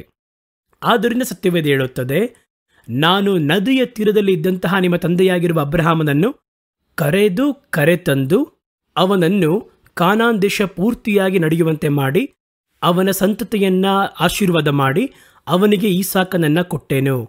ದೇವರು ತನ್ನ ವಾಗ್ದಾನವನ್ನು ನೆರವೇರಿಸುವಂತೆ ಹೇಳಲ್ಪಟ್ಟದಾಗಿದೆ. ಹಾಗಾದರೆ ನೋಡಿ, ಆದರೆ ಈ ಒಂದು ವಾಕ್ಯದಲ್ಲಿ ನಿಮಗೊಂದು ವಿಷಯವನ್ನು ಹೇಳಬೇಕು. ಆದರೆ ಇದು ನಮ್ಮ ಪ್ರಸಂಗದ ಒಂದು ಉದ್ದೇಶವಲ್ಲ, ಬರೆದಿಟ್ಕೊಳ್ಳಿ, ನೀವು ಧ್ಯಾನ ಮಾಡಿ ನೋಡಿ. ಈ ವಾಕ್ಯದಲ್ಲಿ ಒಂದು ಆರ್ಡರ್ ಮಾರ್ಪಟ್ಟಿದೆ, ಅರ್ಥ ಆಗ್ತಿದೆಯಾ? ಯೆಹೋಶುವನ ಪುಸ್ತಕ 24ನೇ ಅಧ್ಯಾಯ 3ನೇ ವಾಕ್ಯ, ನಾನು ನದಿಯ ತೀರದಲ್ಲಿ ಇದ್ದಂತಹ ನಿಮ್ಮ ತಂದೆಯಾಗಿರುವ ಅಬ್ರಹಾಮನನ್ನು ಕರೆದುಕೊಂಡು ಬಂದು ಅವನನ್ನು ಕಾನಾನ್ ದೇಶ ಪೂರ್ತಿಯಾಗಿ ಸಂಚರಿಸುವಂತೆ ಮಾಡಿ, ಕಾನಾನ್ ದೇಶ ಪೂರ್ತಿಯಾಗಿ ಅವನನ್ನು ಸಂಚರಿಸುವಂತೆ ಮಾಡಿ, ಅವನ ಸಂತತಿಯನ್ನು ಆಶೀರ್ವಾದ ಮಾಡಿ ಅವನಿಗೆ ಈಸಾಕನನ್ನು ಕೊಟ್ಟೆನು. ಹಾಗಾಗಿ ಈಸಾಕನು ಮೊದಲು ಬಂದನ, ಈಸಾಕ್ ಬಂದ್ರೆ ಸಂತತಿ ಬರುತ್ತೆ. ಆದರೆ ಇಲ್ಲಿ ನೋಡಿ, ಸಂತತಿಯನ್ನ ಹೆಚ್ಚಾಗಿ ಆಶೀರ್ವಾದ ಮಾಡಿ ಅವನಿಗೆ ಈಸಾಕನನ್ನು ಕೊಟ್ಟೆನು. ಅದನ್ನು ಹೆಚ್ಚಿಸುವುದಕ್ಕೆ ಕೊಟ್ಟೆನು ಎಂಬುದಾಗಿ ಕೂಡ ಹೇಳಲಿಲ್ಲ, ಹೆಚ್ಚಿಸಿ ಕೊಟ್ಟೆನು. ಅಂದರೆ ಈಸಾಕನ ಮೂಲಕವಾಗಿ ಬಂದಂತಹ ಸಂತತಿಗಿಂತ ಮುಂಚಿತವಾಗಿ ಅಬ್ರಹಾಮನ ಸಂತತಿ ಅಧಿಕವಾಗಿತ್ತು. ಅಂದರೆ ಯಾರು ಆ ಸಂತತಿ? ಇದು ನಿಮ್ಮ ಯೋಚನೆಗೆ ನೀವು ಕುಳಿತು ಯೋಚನೆ ಮಾಡಿ ನೋಡಬೇಕು. ಮತ್ತೊಂದು ಬಾರಿ ಇನ್ನೊಂದು ಸಂದೇಶದಲ್ಲಿ ಇದರ ಕುರಿತಾಗಿ ವಿವರವಾಗಿ ಹೇಳ್ತೀನಿ. ಅವರನ್ನು ಯಾಕೆ ಆ ಸ್ಥಳದಲ್ಲಿ ಹೊರಡುವಂತೆ ಮಾಡಿದ್ರು ಎಂಬುದಾಗಿ ಸತ್ಯವೇದ ಹೇಳುತ್ತದೆ. ಅಂದರೆ ಅವರು ವಿಗ್ರಹಾರಾಧಕರು. ಹಾಗಾಗಿ ವಿಗ್ರಹಾರಾಧಕರ ನಡುವೆಯಲ್ಲಿ, ಸತ್ತಂತಹ ಈ ಮನುಷ್ಯರ ನಡುವೆಯಲ್ಲಿ ನೀವು ಇರುವಾಗ ದೇವರು ನಿಮ್ಮನ್ನು ಆಶೀರ್ವದಿಸಲು ಸಾಧ್ಯವಿಲ್ಲ. ಅಥವಾ ವಿಗ್ರಹಾರಾಧನೆಯಲ್ಲಿ ನಾವು ಇರುವಾಗ ನಮ್ಮನ್ನು ದೇವರು ಆಶೀರ್ವಾದ ಮಾಡೋಕ್ಕಾಗಲ್ಲ. ಯಾಕೆಂದರೆ ವಿಗ್ರಹಾರಾಧನೆ ಎನ್ನುವಂಥದ್ದು ದೇವರು ಅಸಹ್ಯ ಪಡುವಂತಹ ಒಂದು ಘೋರವಾಗಿರುವ ಪಾಪಗಳಲ್ಲಿ ಒಂದು ಎಂಬುದಾಗಿ ಸತ್ಯವೇದ ಹೇಳುವಂಥದ್ದಾಗಿದೆ. ವಿಗ್ರಹ ಆರಾಧನೆ ಎಂಬುದಾಗಿ ಹೇಳಿದ್ಕೊಳ್ಳಿ ನೀವು ಅಂದ್ಕೋತೀರಾ, ನಮಗೂ ವಿಗ್ರಹಾರಾಧನೆಗೂ ಸಂಬಂಧವೇ ಇಲ್ಲ, ನಾವು ವಿಗ್ರಹವನ್ನು ನಮಸ್ಕರಿಸುವುದಿಲ್ಲ, ಸೇವಿಸುವುದೂ ಇಲ್ಲ ಎಂಬುದಾಗಿ ನಾವು ಅಂದ್ಕೋಬೋದು. ಆದರೆ ಸತ್ಯವೇದವನ್ನು ತೀಕ್ಷ್ಣವಾಗಿ ಓದಿ ನೋಡಿದ್ರೆ ವಿಗ್ರಹಗಳನ್ನು ನಮಸ್ಕಾರ ಮಾಡುವುದು ಮಾತ್ರ ವಿಗ್ರಹ ಆರಾಧನೆ ಅಲ್ಲ. ವಸ್ತುವಿನ ಆಸೆ ಇದೆ ನೋಡಿ, ಅದಕ್ಕೆ ಹೆಸರು ಕೂಡ ವಿಗ್ರಹಾರಾಧನೆ ಎಂಬುದಾಗಿ ಸತ್ಯವೇದ ಹೇಳುತ್ತದೆ. ಎಫೆಸದವರಿಗೆ ಬರೆದ ಪತ್ರಿಕೆ 5ನೇ ಅಧ್ಯಾಯ 5ನೇ ವಾಕ್ಯವನ್ನು ಓದಿ ನೋಡುವುದಾದರೆ, ಜಾರರಾಗಿರಬಹುದು, ದುರಾಚಾರಿಗಳಾಗಿರಬಹುದು, ವಿಗ್ರಹ ಆರಾಧಕರಂತಿರುವ ಲೋಭಿಗಳು. ಹಾಗಾಗಿ ವಿಗ್ರಹಾರಾಧನೆ ಮಾತ್ರ ಅಲ್ಲ, ಅದು ಕೂಡ. ಆದರೆ ಅದು ಮಾತ್ರವಲ್ಲ, ದೇವರ ಮಕ್ಕಳು ಮಾಡುವಂತಹ ಒಂದು ವಿಗ್ರಹಾರಾಧನೆ ಇದೆ, ವಸ್ತುವಿನ ಆಸೆ. ಒಂದು ವಸ್ತು ಪಾಪವಲ್ಲ, ವಸ್ತುವಿನ ಮೇಲಿಡುವಂತಹ ಅಧಿಕವಾದ ಆಸೆ ಇದೆ ನೋಡಿ, ಅದು ಪಾಪ. ವಸ್ತುವಿನ ಆಸೆ ಎನ್ನುವುದು ಒಂದು ವಿಗ್ರಹಾರಾಧನೆ. ನಾವು ದೇವರಲ್ಲಿ ಬಂದ ಕೂಡಲೇ ನನ್ನ ಮನಸ್ಸಲ್ಲಿ ತೀರ್ಮಾನ ಮಾಡಿದ್ದೇನೆ, ಒಂದು ದೊಡ್ಡ ಆಡಿ ಕಾರ್ ತಗೋಬೇಕು, ಅನಂತರ ನನಗೊಂದು ಪ್ರತ್ಯೇಕವಾಗಿ ಒಂದು ವಿಮಾನ ಬೇಕು, ಅದಕ್ಕೋಸ್ಕರವಾಗಿ ಕಠಿಣವಾಗಿ ದುಡಿದೆ, ಅದಕ್ಕೋಸ್ಕರವಾಗಿ ಹೋರಾಡಿದೆ, ನನಗೊಂದು ಮನೆ ಬೇಕು, ನನಗೊಂದು ಕಾರ್ ಬೇಕು ಎಂಬುದಾಗಿ ಈ ಸೇವೆಗೆ ಬಂದ ಕೂಡಲೇ ತೀರ್ಮಾನ ಮಾಡಿಕೊಂಡು ಅದಕ್ಕಾಗಿ ಓಡಿ ದುಡಿದೆ. ನನ್ನ ನೋಡಿ, ಇವಾಗ ಎಷ್ಟೊಂದು ಕಟ್ಟಡ, ಎಷ್ಟೊಂದು ಕಾರ್ಗಳು ನಿಂತಿವೆ, ಎಷ್ಟೊಂದು ಸೌಲಭ್ಯ ಇದೆ, ವಿಮಾನ ಕೂಡ ಪಡಿತಾ ಇದ್ದೀನಿ ಅಂತ ಹೇಳ್ತಾರೆ. ಆದರೆ ಇಲ್ಲಿಯವರೆಗೂ ನಾವು ಓಡಿದ್ದು, ದುಡಿದಿದ್ದು, ತಿರುಗಾಡಿದ್ದು, ಪ್ರಯಾಸಪಟ್ಟಿದ್ದು, ರಾತ್ರಿ ಹಗಲು ಹೋಗಿ ಸೇವೆಯನ್ನು ಮಾಡಿದ್ದೆಲ್ಲವೂ ಕೂಡ ದೇವರಿಗೋಸ್ಕರವಲ್ಲ, ಈ ವಸ್ತುವನ್ನು ಸೇರಿಸಬೇಕು ಎನ್ನುವುದಕ್ಕಾಗಿ. ಹಾಗಾಗಿ ನಾವು ಯಾರಿಗೆ ಸೇವೆ ಮಾಡ್ತಾ ಇದ್ದೀವಿ? ದೇವರಿಗೆ ಸೇವೆ ಮಾಡಲಿಲ್ಲ, ದೇವರ ನಾಮದ ಮಹಿಮೆಗೆ ನಾವು ಸೇವೆ ಮಾಡ್ತಾ ಇಲ್ಲ. ನಮ್ಮ ಮನಸ್ಸಿಗೆ ಒಂದು ಆಸೆಯನ್ನು ನಿರ್ಣಯಿಸಿಕೊಂಡೆವು, ಆ ಒಂದು ಆಸೆ ಎನ್ನುವಂತಹ ಗುರಿಯನ್ನು ಹೊಂದುವುದಕ್ಕಾಗಿ ನಾವು ಸೇವೆಯನ್ನು ಮಾಡ್ತಾ ಇದ್ದೀವಿ. ಕೆಲವರನ್ನು ನೋಡಿ ವ್ಯಾಪಾರ ಮಾಡ್ತಾರೆ, ಕೆಲವರು ಕಠಿಣವಾಗಿ ದುಡಿದು ಕೆಲಸ ಮಾಡ್ತಾರೆ, ನಾವು ಸೇವೆಯನ್ನು ಮಾಡ್ತೀವಿ. ಆದರೆ ಉದ್ದೇಶ ಈ ಲೋಕದಲ್ಲಿ ವಸ್ತುವನ್ನು ಪಡೆಯಬೇಕು ಎನ್ನುವ ಉದ್ದೇಶದಲ್ಲಿಯೇ ಸೇವೆ ಮಾಡಿದ್ದೇವೆ. ಹಾಗಾಗಿ ಆ ಒಂದು ಸೇವೆ ಯಾರಿಗೋಸ್ಕರವಾಗಿ ಮಾಡಿದ್ದೀವಿ? ವಸ್ತುವಿಗೆ ಮಾಡಿದ್ದೇವಾ? ದೇವರಿಗೆ ಮಾಡಿದ್ದೇವಾ? ದೇವರಿಗೆ ಮಾಡಬೇಕಾಗಿರುವ ಸೇವೆಯನ್ನು ದೇವರ ಹೆಸರನ್ನು ಹೇಳಿಕೊಂಡು ವಸ್ತುವನ್ನು ಸಂಪಾದನೆ ಮಾಡುವುದಕ್ಕೆ ಮಾಡುವುದಾದರೆ ಅದಕ್ಕೆ ಹೆಸರು ವಿಗ್ರಹಾರಾಧನೆ ಅಲ್ಲದೆ ಬೇರೆ ಹೇಳಕ್ಕೆ ಸಾಧ್ಯ? ಅದನ್ನೇ ಹೇಳುತ್ತದೆ, ವಸ್ತುವಿನ ಆಸೆ ಒಳಗೊಂಡಿರುವಂತಹ ವಿಗ್ರಹ ಆರಾಧನೆಕಾರರು ಅಥವಾ ಲೋಭಿಗಳು, ಅಥವಾ ವಿಗ್ರಹ ಆರಾಧಕನಾಗಿರುವಂತಹ ಲೋಭಿಗಳು. ದೇವರ ರಾಜ್ಯವಾಗಿರುವ ಕ್ರಿಸ್ತನ ರಾಜ್ಯದಲ್ಲಿ ಸ್ವತಂತ್ರವನ್ನು ಹೊಂದುವುದಿಲ್ಲ ಎಂಬುದಾಗಿ ತಿಳಿದಿದ್ದೀರಾ ಅಲ್ಲವೇ? ಆಗಿದ್ದವರಿಗೆ ಗೊತ್ತಿತ್ತೋ ಏನೋ, ಇವಾಗ ಬಹಳ ಮಂದಿಗೆ ಅವರು ಮರೆತೇ ಹೋಗಿದ್ದಾರೆ. ನಮ್ಮ ಓಟ, ನಡೆ, ಪ್ರಾರ್ಥನೆ, ಸೇವೆ ಎಲ್ಲವೂ ಕೂಡ ವಸ್ತುವನ್ನು ಕೂಡಿಸಬೇಕು. ವಸ್ತುವಿನ ಆಸೆಯ ಆಧಾರದಲ್ಲಿ ಆ ರೀತಿ ಮಾಡುವುದಾದರೆ ಅದು ದೇವರಿಗೆ ಮಾಡುವ ಕಾರ್ಯವಲ್ಲ, ಆ ವಸ್ತುವಿಗೋಸ್ಕರವಾಗಿ ಮಾಡುವ ಕಾರ್ಯ. ಅನಂತರ ನೋಡಿ, ಕೊಲೊಸ್ಸೆಯವರಿಗೆ ಬರೆದ ಪತ್ರಿಕೆ 3ನೇ ಅಧ್ಯಾಯ 5ನೇ ವಾಕ್ಯದಲ್ಲಿ ಹೇಳ್ತಾರೆ, ಆದುದರಿಂದ ಜಾರತ್ವ, ಬಂಡುತನ, ಕಾಮಾಭಿಲಾಷೆ, ದುರಾಶೆ, ವಿಗ್ರಹಾರಾಧನೆಗೆ ಸಮವಾಗಿರುವ ಲೋಭ ಇವುಗಳನ್ನು ವಿಸರ್ಜಿಸಿ ಬಿಡಿರಿ ಎಂಬುದಾಗಿ ದೇವರ ವಾಕ್ಯ ಹೇಳುವಂಥದ್ದಾಗಿದೆ. ಹಾಗಾಗಿ ಯೋಚಿಸಿರಿ, ಇವುಗಳ ಅರ್ಥವೇ ವಿಧಿಯರಾಗದಿರುವ ಮಕ್ಕಳ ಮೇಲೆ ದೇವರ ಕೋಪಾಗ್ನಿ ಬರುವಂಥದ್ದಾಗಿದೆ ಎಂಬುದಾಗಿ ಸತ್ಯವೇದ ಹೇಳುತ್ತದೆ. ಈಗಾದರೆ ನೋಡಿ, ವಿಗ್ರಹಾರಾಧನೆ ಮಾತ್ರವಲ್ಲ, ಒಂದು ದೇವಸ್ಥಾನದಲ್ಲಿ ಹೋಗಿ ಬೇರೆ ದೇವರುಗಳ ಹೆಸರುಗಳನ್ನು ಹೇಳಿ ಆರಾಧನೆ ಮಾಡುವುದು ಮಾತ್ರವಲ್ಲ. ದೇವರ ಸತ್ಯವೇದ ದೇವರ ಮಕ್ಕಳು ಮಾಡುವಂತಹ ವಿಗ್ರಹ ಆರಾಧನೆಯನ್ನು ಇಲ್ಲಿ ಬೆಟ್ಟು ಮಾಡಿ ತೋರಿಸುತ್ತದೆ. ನಾನು ದುಡಿದೆ, ತಿರುಗಾಡಿದೆ, ಸೇವೆ ಮಾಡಿದೆ, ಟ್ರ್ಯಾಕ್ಸ್ ಕೊಟ್ಟೆ, ಆದರೆ ದೇವರಿಗಾಗಿ ಮಾಡಿದ್ದಾದರೆ ನಾನು ನನ್ನ ಸ್ಥಾನವನ್ನು ಜನಗಳ ನಡುವೆ ಹೆಚ್ಚಿಸಿಕೊಳ್ಳಬೇಕು ಅಥವಾ ನನ್ನ ಸೌಲಭ್ಯವನ್ನು ಅಧಿಕರಿಸಿಕೊಳ್ಳಬೇಕು ಅಂತ ಮಾಡಿದ್ನ. ಒಂದು ವೇಳೆ ನೀವು ದೇವರ ನಾಮದ ಮಹಿಮೆಗೋಸ್ಕರವಾಗಿ ಮಾಡಿ ದೇವರು ಅದರಿಂದ ನಿಮಗೆ ಕೊಟ್ಟರು ಅಂದರೆ ಅದನ್ನು ಅನುಭವಿಸೋದ್ರಲ್ಲಿ ತಪ್ಪಿಲ್ಲ. ಅದಕ್ಕೋಸ್ಕರ ಕೊಟ್ಟರು ಕೂಡ ಬೇಡ ಬೇಡ ಅಂತೇಳಿ ನಿರಾಕರಿಸುವುದು ಅವಶ್ಯವಲ್ಲ. ಆದರೆ ಅದನ್ನು ಗುರಿ ಇಟ್ಟು ಅದಕ್ಕಾಗಿ ಓಡ್ತಾನೆ ನೋಡಿ, ಅದಕ್ಕಾಗಿ ಪ್ರಸಂಗ ಮಾಡ್ತಾನೆ ನೋಡಿ, ಅದಕ್ಕೋಸ್ಕರ ಸೇವೆ ಮಾಡ್ತಾನೆ ನೋಡಿ, ಅದಕ್ಕಾಗಿ ಪ್ರವಾದನೆ ಹೇಳ್ತಾನೆ ನೋಡಿ, ಅದನ್ನೇ ವಸ್ತುವಿನ ಆಸೆ ಎನ್ನುವ ವಿಗ್ರಹ ಆರಾಧನೆ ಅಥವಾ ಲೋಬಿ ಎಂಬುದಾಗಿ ಹೇಳುತ್ತದೆ. ಮುಂದಿನ ಕಾರ್ಯವನ್ನು ನೋಡಿ. ವಿಗ್ರಹ ಆರಾಧನೆ ಅದನ್ನು ಮುಗಿದ ನಂತರ ಮುಂದಿನ ಕಾರ್ಯ, ಅಬ್ರಹಾಮನು ಬೇರೆ ಒಂದು ಪಾರಂಪ್ಯವನ್ನು ಒಳಗೊಂಡಿದ್ದನು. ಅವನ ಸುತ್ತಲೂ ಇದ್ದವರು, ನಾನು ಅಬ್ರಹಾಮನ ಪೂರ್ವ ಚರಿತ್ರೆಯನ್ನು ಪುಸ್ತಕದಲ್ಲಿ ಓದಿ ನೋಡಿದರೆ ಅದು ಬಹಳ ಭಯಂಕರವಾಗಿತ್ತು. ಅಬ್ರಹಾಮನ ತಂದೆಯವರು ವಿಧ ವಿಧವಾಗಿ ಅವರು ವಿಗ್ರಹಗಳನ್ನು ಮಾಡಿ ಮಾರಾಟ ಮಾಡ್ತಿದ್ರು. ವಿಗ್ರಹಗಳನ್ನು ನೋಡಿ, ಒಂದು ಕಲ್ಲಲ್ಲಿ ಮಾಡುವುದುಂಟು, ಅದರ ನಂತರ ಬೇರೆ ವಸ್ತುಗಳಲ್ಲಿ ಮಣ್ಣಲ್ಲಿ ಮಾಡುವುದುಂಟು. ಮಣ್ಣಲ್ಲಿ ಮಾಡುವಂತಹ ಗೊಂಬೆಗಳು ಗೊತ್ತು, ಅದಕ್ಕೆ ಹೆಸರು ಟೆರಕೋಟ ಎಂಬುದಾಗಿ ಹೇಳ್ತಾರೆ. ಮಣ್ಣಿಂದ ಕೂಡ ಮಾಡ್ತಾರೆ. ಅದನ್ನು ಮಾಡಿ ಪ್ರತಿಷ್ಠೆಯನ್ನು ಮಾಡಿ ಅದಕ್ಕೊಂದು ಹೆಸರನ್ನು ಇಡ್ತಾರೆ. ಮತ್ತೊಂದು ದೇವರುಗಳು ಇತ್ತು, ಅದಕ್ಕೆ ಹೆಸರು ಅಜೇರಾ ಎಂಬುದಾಗಿ ಹೆಸರು. ಅಜೇರಾ ಎನ್ನುವಂತಹ ದೇವರು ಅಂತ ಕೇಳೋದಾದರೆ, ಒಂದು ಮರವನ್ನು ಬೆಳೆಸಿರುವ ಮರವನ್ನು ನೋಡುವುದಾದರೆ ಆ ಮರದ ರೆಂಬೆಗಳು ಹಂಗಿಂಗೆ ಹೋಗಿರುತ್ತೆ. ಅವುಗಳನ್ನು ಸ್ವಲ್ಪ ಗಮನಿಸಿ ನೋಡಿದ್ರೆ ಅದರಲ್ಲಿ ನಿಮಗೇನಾದರೂ ಕೆಲವೊಂದು ಬಿಂಬ ಕಾಣಿಸುತ್ತೆ. ಆಕಾಶದಲ್ಲಿ ಮೇಘವನ್ನು ನೋಡಬೇಕಾದ್ರೆ ಮೇಘದಲ್ಲಿ ಕೆಲವೊಂದು ಬಿಂಬ ರೂಪ ಕಾಣಿಸುತ್ತೆ ನೋಡಿ. ನಮ್ಮ ಕಲ್ಪನೆ, ಇಲ್ಯೂಷನ್. ಆ ರೀತಿಯಾಗಿ ಈ ಮರದಲ್ಲಿ ಓಡುವಂಥ ರೆಂಬೆಗಳು, ಅದರಲ್ಲಿರುವಂಥ ಕಾರ್ಯವನ್ನು ಸ್ವಲ್ಪ ದೂರದಿಂದ ನೋಡಿದ್ರೆ ಯಾವುದಾದರೂ ಒಂದು ರೂಪದ ಥರ ಅಲ್ಲಿ ಕಾಣಿಸುತ್ತೆ. ಇವರಿಗೆ ಆ ರೂಪ ಕಂಡ ಕೂಡಲೇ ಅದನ್ನು ಹಾಗೆ ಗೀಟಾಕಿ ಆ ಸ್ಥಳವನ್ನು ಮಾತ್ರ ಕಟ್ ಮಾಡಿ ಅದನ್ನು ಒಂದು ವಿಗ್ರಹ ಮಾಡ್ತಾರೆ. ಅದಕ್ಕೆ ಯಾವ ಥರ ಬೇಕಾದರೂ ಇರ್ಬೋದು. ಒಂದು ಕೈ ಇರ್ಬೋದು, ಒಂದು ಕಾಲಿರ್ಬೋದು, ಒಂದು ಕಣ್ಣಿರ್ಬೋದು, 2 ಕೊಂಬಿರ್ಬೋದು, ಮೂಗಿನ ಮೇಲೆ ಒಂದು ಕೊಂಬಿರ್ಬೋದು.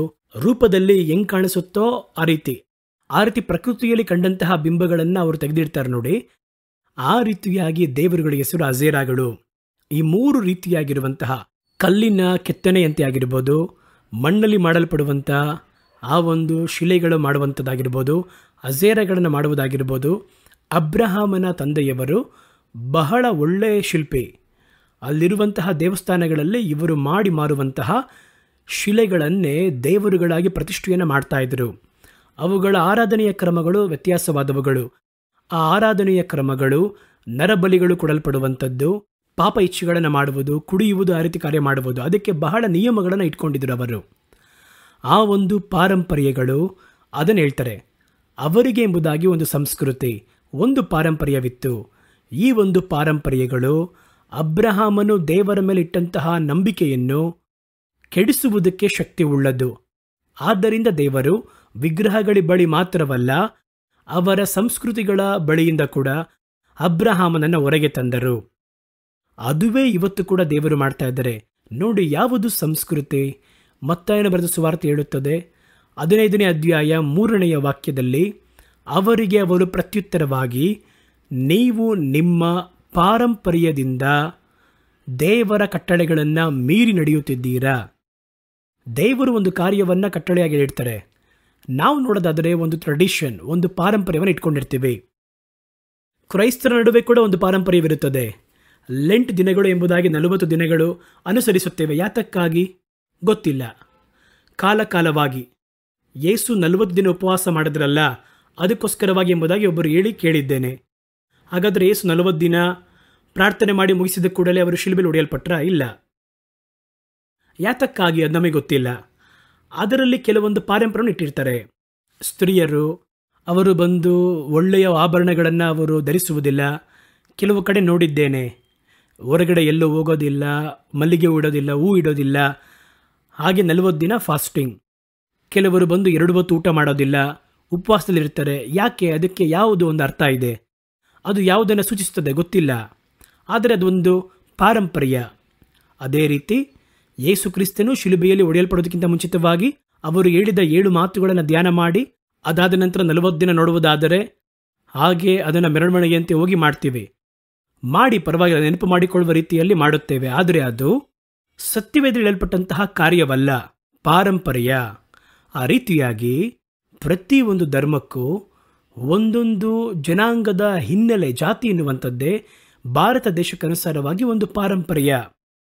ಆ ಪಾರಂಪರ್ಯಗಳು ದೇವರ ಕಟ್ಟಳೆಯನ್ನು ಮೀರಿ ನಡೆಯುವಂತೆ ಮಾಡುವಂಥದ್ದು. ಅದುವೇ ಸತ್ಯವೇದ ಹೇಳುವುದು ಮನುಷ್ಯನ ಪಾರಂಪರ್ಯಗಳು. ಮನುಷ್ಯನ ಕಲ್ಪನೆಯೋಪದೇಶಗಳೇ ಪಾರಂಪರ್ಯಗಳು ಎಂಬುದಾಗಿ ಸತ್ಯವೇದ ಹೇಳುತ್ತದೆ. ಮಾರ್ಕನ ಸುವಾರ್ತೆ 7ನೇ ಅಧ್ಯಾಯ 7-8ನೇ ವಾಕ್ಯಗಳನ್ನು ಗಮನಿಸಿ ನೋಡಿ. ಮನುಷ್ಯರು ಕಲ್ಪಿಸಿದ ಕಟ್ಟಳೆಗಳನ್ನೇ ಅವರು ಬೋಧಿಸುವುದರಿಂದ ನನಗೆ ಭಕ್ತಿ ತೋರಿಸುವುದು ವ್ಯರ್ಥ ಎಂಬುದೇ. ನೀವು ದೇವರ ಆಜ್ಞೆಯನ್ನು ಬಿಟ್ಟು ಮನುಷ್ಯರು ಕಲ್ಪಿಸಿದ ಸಂಪ್ರದಾಯವನ್ನು ಹಿಡಿದಿದ್ದೀರಿ ಎಂದು ಹೇಳಿದನು. ಆತನು ಇನ್ನೂ ಅವರಿಗೆ, ನೀವು ನಿಮ್ಮ ಸಂಪ್ರದಾಯವನ್ನು ಹಿಡಿದು ನಡೆಸುವುದಕ್ಕಾಗಿ ದೇವರ ಆಜ್ಞೆಯನ್ನು ವ್ಯರ್ಥ ಮಾಡುತ್ತೀರಿ, ಬಹು ಚೆನ್ನಾಗಿದೆಯಲ್ಲವೇ? ಈ ರೀತಿಯಾಗಿ ಹಲವಾರು ಸಂಪ್ರದಾಯವನ್ನು ಅನುಸರಿಸಿ ಬರ್ತಾ ಇದ್ದೀರಿ ಅಂತ ವಾಕ್ಯ ಹೇಳ್ತಾ ಇದೆ. ಯಹೂದ್ಯರ ನಡುವೆ ಪಾರಂಪರ್ಯವನ್ನು ನೋಡುವುದಾದರೆ ಅದನ್ನು ಹೇಳಿ ತೀರಿಸಲು ಸಾಧ್ಯವಿಲ್ಲ. ಊಟ ಮಾಡೋದಕ್ಕಿಂತ ಮುಂಚಿತವಾಗಿ ಯಾವ ರೀತಿ ಕೈ ತೊಳೆಯಬೇಕು ಎನ್ನುವಂಥ ಒಂದು ಕ್ರಮ ಇದೆ. ಆ ರೀತಿಯಾಗಿ ಸುಮ್ಮನೆ ಹೋಗಿ ಕೈ ತೊಳ್ಕೊಂಡು ಹೋಗೋಕ್ಕಾಗಲ್ಲ. ಕೈಯನ್ನು ಯಾವ ರೀತಿ ತೊಳೆಯಬೇಕು ಅದಕ್ಕೊಂದು ಮೆಥಡ್ ಇದೆ. ಕಾಲನ್ನು ಯಾವ ರೀತಿ ತೊಳೆಯಬೇಕು ಅದಕ್ಕೊಂದು ಮೆಥಡ್ ಇದೆ. ವಿಶ್ರಾಂತಿಯ ದಿನವನ್ನು ಆಚರಿಸಬೇಕೆಂದರೆ ಅದಕ್ಕೆ ಬಹಳ ನೇಮ ನಿಯಮಗಳು ಉಂಟು.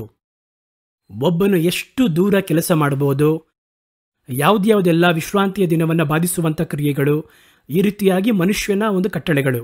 ಆ ಕಟ್ಟಳೆಗಳನ್ನು ಅವರು ಬೋಧಿಸಿ ಪಾರಂಪರ್ಯಗಳನ್ನು ಏರ್ಪಡಿಸಿಟ್ಟಿದ್ದಾರೆ.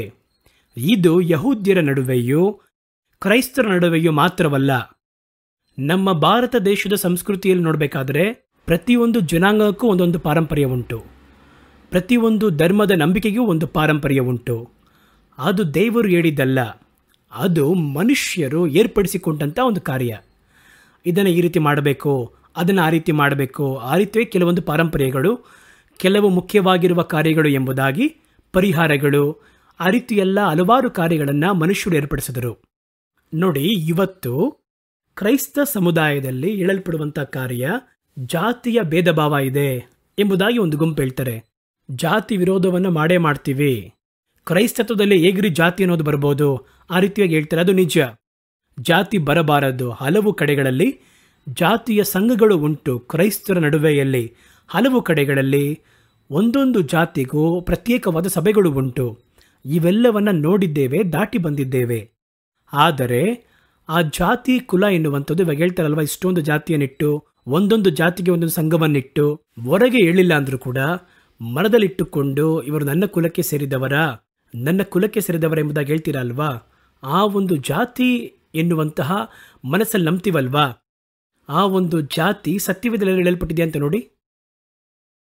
ನೀವು ಹೇಳುವಂತಹ ಜಾತಿ ಅದು ಮೇಲ್ಜಾತಿನೋ ಕೀಳ್ಜಾತಿನೋ ಮೀಡಿಯಮೋ ಮಿಡಿಲ್ಲೋ ಅದು ನಮಗೆ ಗೊತ್ತಿಲ್ಲ. ಯಾವುದೋ ಒಂದು ಜಾತಿ, ಇವತ್ತು ಭಾರತದಲ್ಲಿ ಯಾವುದೋ ಒಂದು ಜಾತಿ ಎಲ್ಲಾದರೂ ಬೈಬಲಲ್ಲಿ ಬರೆಯಲ್ಪಟ್ಟಿದೆ ನೋಡಿ. ಹಾಗಾಗಿ ನೀನು ಇಂಥ ಜಾತಿ ಎಂಬುದಾಗಿ ಯಾರು ನಿಮಗೆ ಹೇಳಿದ್ದು? ದೇವರು ಹೇಳಿದ್ರಾ? ನೀನು ಈ ಜಾತಿ ಎಂಬುದಾಗಿ ಹೇಳಿದ್ರಾ? ದೇವರು ಒಂದೇ ಒಂದು ಮಾತನ್ನು ಹೇಳಿದ್ರು, ನೀವು ಪರಿಶುದ್ಧ ಜನಾಂಗ ಅಂತ ಹೇಳಿದ್ರು. ಅದನ್ನು ಬಿಟ್ಬಿಡೋಣ. ನಾವು ಇವಾಗ ಕೊಂಡಾಡುವಂಥ ಜಾತಿ ದೇವರು ನಿಮಗೆ ಹೇಳಿದ್ರ ನೀವು ಈ ಜಾತಿ ಎಂಬುದಾಗಿ? ಇಲ್ಲ. ಹಾಗಾದರೆ ಮತ್ತೆ ಯಾರಿದು ನಿಮಗೆ ಹೇಳಿದರು ಎಂಬುದಾಗಿ ಮತ್ತೊಂದು ಪ್ರಶ್ನೆ ಬರುತ್ತೆ. ಯಾರು ಹೇಳಿದರು? ಮನುಷ್ಯರು ಹೇಳಿದರು, ನಿಮ್ಮ ಪಿತೃಗಳು ಹೇಳಿದರು, ನಿಮ್ಮ ತಂದೆ ತಾಯಿ ಹೇಳಿದರು, ಗೌರ್ಮೆಂಟ್ ಹೇಳ್ತು, ದೇವರು ಹೇಳಲಿಲ್ಲ. ಹಾಗಾಗಿ ದೇವರು ಹೇಳದಿರುವ ಒಂದನ್ನು, ಮನುಷ್ಯರು ಕಲಿಸಿದ ಒಂದನ್ನು, ಇವನು ಮೇಲ್ವರ್ಗದವನು, ಇವನು ಮಧ್ಯಮ ವರ್ಗದವನು, ಇವನು ಕೆಳವರ್ಗದವನು, ಇವನ ಮುಖದಲ್ಲೇ ನೋಡಬಾರ್ದು. ಇದೆಲ್ಲ ದೇವರು ಹೇಳಲಿಲ್ಲ. ಹೇಳಿದ್ರು ಅವರು ದೇವರಾಗಿರಲು ಸಾಧ್ಯವೇ ಇಲ್ಲ. ಹಾಗಾಗಿ ಇದನ್ನು ಹೇಳಿದ್ದು ಯಾರು ಅಂತ ಕೇಳೋದಾದರೆ ಮನುಷ್ಯರು. ಆ ಮನುಷ್ಯರು ಏರ್ಪಡಿಸಿಟ್ಟಿರುವಂತಹ ಪಾರಂಪರ್ಯವನ್ನು ದೇವರು ಹೇಳಿದಂತಹ ಮಾತಿಗಿಂತ ಎತ್ತಿಡಿತೀವಿ ನೋಡಿ, ಅದು ಪಾಪ ಎಂಬುದಾಗಿ ಸತ್ಯವೇದ ಹೇಳುತ್ತದೆ. ಇದು ಮನುಷ್ಯರಿಂದ ಉಂಟಾದಂತಹ ಬೇಡದಿರುವಂತಹ ಕಟ್ಟಳೆಗಳು. ಇವುಗಳು ದೇವರ ಕಟ್ಟಳೆಯನ್ನು ಹದಪಡಿಸುವಂಥ ಕಾರ್ಯ. ಯಾವ ರೀತಿ ಅವಮಾನಪಡಿಸುತ್ತೆ? ನಾನು ಈ ಜಾತಿಗೆ ಸೇರಿದವನು ಎಂಬುದಾಗಿ ಅದರ ಕುರಿತಾಗಿ ಹೆಚ್ಚಿಸಿಕೊಳ್ಳುವುದರಲ್ಲಿ ಏನು ತಪ್ಪಾಗುತ್ತೆ ಅಂದರೆ, ಪ್ರಧಾನ ಕಟ್ಟಳೆಯಾಗಿರುವ ನಿನ್ನನ್ನು ಪ್ರೀತಿಸುವ ರೀತಿಯಲ್ಲಿ ನೆರೆಹೊರೆಯವರನ್ನು ಪ್ರೀತಿಸಬೇಕು ಎಂಬುದಾಗಿ ಹೇಳಲ್ಪಟ್ಟಿದೆಯಲ್ಲ, ಅದನ್ನು ನಿಮ್ಮಿಂದ ಮಾಡೋಕ್ಕಾಗಲ್ಲ. ಒಂದು ಜಾತಿಯ ಭಾವನೆ ಬರುವುದಾದರೆ ನಿಮ್ಮಿಂದ ಅದನ್ನು ಮಾಡೋಕ್ಕಾಗಲ್ಲ. ನಿಮ್ಮ ಜಾತಿಯನ್ನು ಪ್ರೀತಿಸಬೇಕು, ಅನ್ಯ ಜನಾಂಗವನ್ನು ಬೈಬೇಕು, ಜಗಳ ಆಡಬೇಕು. ಹಾಗಾಗಿ ಇವೆಲ್ಲ ಮನುಷ್ಯರಿಂದ ಏರ್ಪಡಿಸಲ್ಪಟ್ಟಂತಹ ಬೇಡದಿರುವಂಥ ಪಾರಂಪರ್ಯಗಳು. ಹಾಗಾಗಿ ಏನು ಮಾಡ್ತೀವಿ? ಆದ್ದರಿಂದಲೇ ಇದು ಮನುಷ್ಯರಿಂದ ಉಂಟಾದದ್ದ, ದೇವರಿಂದ ಉಂಟಾದದ್ದ ಎಂಬುದಾಗಿ ಪರಿಶೋಧಿಸಿ ನೋಡಬೇಕು ಮೊದಲು. ಈಗ ನಾವು ನಮ್ಮ ಜೀವನ ಶೈಲಿಯಲ್ಲಿ ಕೈಗೊಳ್ಳುವಂತಹ ಕಾರ್ಯಗಳನ್ನು ಮನುಷ್ಯರಿಂದ ಕಲ್ಪನೆಯಂತೆ ಉಂಟು ಮಾಡಲ್ಪಟ್ಟಂತಹ ಒಂದು ಕಟ್ಟಳೆಗಳ ಅಥವಾ ದೇವರು ಹಿಡಿದಂತಹ ಕಾನೂನು ಅಂತ ನೋಡಬೇಕು. ಮನುಷ್ಯರು ಏರ್ಪಡಿಸಿಟ್ಟಿರುವಂತಹ ಕಾಲಕಾಲವಾಗಿ ಅನುಸರಿಸಲ್ಪಡುವಂಥವುಗಳು ಪಾರಂಪರ್ಯಗಳು ಎಂಬುದಾಗಿ ಹೇಳುತ್ತಾರೆ. ಅವರ ದೇಶದಲ್ಲಿ ನೋಡಿ, ಪಾರಂಪರ್ಯದ ಹಾಗೆ ಬಟ್ಟಲನ್ನು ತೊಳೆಯುವುದು, ಪ್ಲೇಟ್ ತೊಳೆಯುವಂಥದ್ದು ಆ ಪಾರಂಪರ್ಯದ ಆಧಾರದಲ್ಲಿ. ಬಟ್ಟಲುಗಳನ್ನು ತೊಳಿಬಾರ್ದು ಅಂತ ಹೇಳ್ತಿಲ್ಲ, ಚೊಂಬುಗಳನ್ನು ತೊಳಿಬಾರ್ದು ಅಂತ ಹೇಳ್ತಿಲ್ಲ, ಸಂಪ್ರದಾಯಕ್ಕನುಸಾರವಾಗಿ. ಹಾಗೆಯೇ ಊಟಕ್ಕೆ ಕೂರುವುದಾದರೆ ಅಲ್ಲಿ ಬಲಗಡೆಯಲ್ಲಿ ಏನಿಡಬೇಕು, ಏನಿಡಬಾರ್ದು ಎಂಬುದಾಗಿ, ಪಾತ್ರೆಯನ್ನು ಯಾವ ರೀತಿ ತೊಳಿಬೇಕು, ಅದನ್ನು ತೆಗೆದುಕೊಡಲೇ ಯಾವ ರೀತಿ ನೀರನ್ನು ಚುಮುಕಿಸಿ ಊಟವನ್ನು ಮಾಡಬೇಕು, ಆ ರೀತಿ ಕೂಡ ಇಡ್ತಾರೆ. ನೀವು ನೋಡಿರ್ತೀರಾ. ಇವೆಲ್ಲ ಮನುಷ್ಯರಿಂದ ಕಲಿಸಿದಂತಹ ಬೇಡದಿರುವಂತಹ ಕಾರ್ಯಗಳು. ದೇವರ ಶಿಷ್ಯರು ಊಟ ಮಾಡಬೇಕಾದ್ರೆ ಕೇಳಿದ್ರು, ನಿಮ್ಮ ಶಿಷ್ಯರು ಯಾಕೆ ಕೈ ತೊಳೆದೇ ಊಟ ಮಾಡ್ತಾರೆ? ಕೈ ತೊಳೆಯದೆ ಊಟ ಮಾಡ್ತಾರೆ. ಕೈ ತೊಳೆದೇ ಊಟ ಮಾಡಬೇಕೆನ್ನುವುದು ಒಳ್ಳೆಯ ಗುಣವೇ. ಆದರೆ ದೇವರು ಅದನ್ನು ಹೇಳಲಿಲ್ಲ. ಅವರೇನು ಹೇಳಿದ್ರು ಅಂದರೆ, ಪಾರಂಪರ್ಯವಾಗಿದ್ದೀರಲ್ವಾ, ಅದು ತಪ್ಪು. ಪಾರಂಪರ್ಯವಾದರೆ ಅದು ತಪ್ಪು. ಆ ಸಂಪ್ರದಾಯದಿಂದ ದೇವರು ನಮ್ಮನ್ನು ಬಿಡುಗಡೆ ಮಾಡಬೇಕು. ಅದು ದೇವರ ವಾಕ್ಯವನ್ನು ಮನುಷ್ಯರ ಪಾರಂಪರ್ಯಗಳು ಅವಮಾನಪಡಿಸುತ್ತದೆ. ಮಾರ್ಕ 7:1 ಅದನ್ನು ಹೇಳುತ್ತದೆ, ನೀವು ಬೋಧಿಸಿದ ನಿಮ್ಮ ಸಂಪ್ರದಾಯದಿಂದ ದೇವರ ವಾಕ್ಯವನ್ನು ಅವಮಾನಕ್ಕೊಳಪಡಿಸುತ್ತೀರಾ. ಅದೇ ರೀತಿ ನೀವು ಉಳಿದ ಅನೇಕ ಕಾರ್ಯಗಳನ್ನು ಮಾಡುತ್ತೀರಿ ಎಂಬುದಾಗಿ ಹೇಳಿದರು. ನೋಡಿದ್ರೆ ಮನುಷ್ಯನ ಸಂಪ್ರದಾಯ ಎನ್ನುವಂಥದ್ದು ಲೋಕದ ಒಂದು ಅನುಸರಣೆ ಎಂಬುದಾಗಿ ಕೊಲೊಸ್ಸೆಯವರಿಗೆ ಬರೆದ ಪತ್ರಿಕೆ 2ನೇ ಅಧ್ಯಾಯ 8ನೇ ವಾಕ್ಯ ಹೇಳುತ್ತದೆ. ಪ್ರಾಪಂಚಿಕ ಜ್ಞಾನದಿಂದಲೂ ಮಾಯವಾಗಿರುವ ತಂತ್ರದಿಂದಲೂ ಒಬ್ಬನು ನಿಮ್ಮನ್ನು ಕೊಳ್ಳೆ ಹೊಡೆಯದಂತೆ ಎಚ್ಚರಿಕೆ ಉಳ್ಳವರಾಗಿರಿ. ಅದು ಮನುಷ್ಯನ ಸಂಪ್ರದಾಯದ ನ್ಯಾಯವನ್ನು ಲೋಕದಲ್ಲಿರುವ ಕ್ರಮಗಳ ಕುರಿತಾಗಿ ಅಲ್ಲದೆ ಕ್ರಿಸ್ತನ ಕುರಿತಾದದ್ದಲ್ಲ. ನೋಡಿದ್ರ, ಹಾಗಾದರೆ ಸಂಪ್ರದಾಯ ಆ ರೀತಿ ಮಾಡುತ್ತಂತೆ. ಮತ್ತೊಂದು ಕಾರ್ಯವನ್ನು ನೋಡಿ, ಯೇಸುವಿನ ರಕ್ತ ಪಾಪವನ್ನು ತೊಳೆಯುತ್ತದೆ ಎಂಬುದಾಗಿ ನಮಗೆ ಹೇಳಿಕೊಟ್ಟಿದ್ದಾರೆ. ಅದರ ಕುರಿತಾಗಿ ಪ್ರಸಂಗ ಮಾಡ್ತೀವಿ, ಅದರ ಕುರಿತಾಗಿ ಅಧಿಕವಾಗಿ ಹೇಳುತ್ತೇವೆ. ನಿಜವೇ, ಯೇಸು ಕ್ರಿಸ್ತನ ರಕ್ತ ನಮ್ಮ ಎಲ್ಲ ಪಾಪಗಳನ್ನು ನೀಗಿಸಿ ಶುದ್ಧೀಕರಣ ಮಾಡುತ್ತದೆ. ಆದರೆ ಅದರೊಂದಿಗೆ ಮಾತ್ರವಲ್ಲ, ಯೇಸುವಿನ ರಕ್ತ ಮನುಷ್ಯರಿಂದ ನಮ್ಮ ಮೇಲೆ ಹೇರಿರುವಂತಹ ಸಾಂಪ್ರದಾಯಿಕವಾದ ಕಾರ್ಯಗಳನ್ನು ಬಿಡುಗಡೆ ಮಾಡುತ್ತದೆ. ಹಾಗಾಗಿ ಸಂಪ್ರದಾಯದಿಂದ ನೀವು ಬಿಡುಗಡೆ ಆಗಲಿಲ್ಲ ಅಂದರೆ ಯೇಸುವಿನ ರಕ್ತದಿಂದ ನೀವು ಪರಿಪೂರ್ಣವಾಗಿ ತೊಳೆಯಲ್ಪಡಲಿಲ್ಲ, ಪರಿಪೂರ್ಣವಾಗಿ ಬಿಡುಗಡೆ ಆಗಲಿಲ್ಲ ಎಂಬುದೇ ಅರ್ಥ.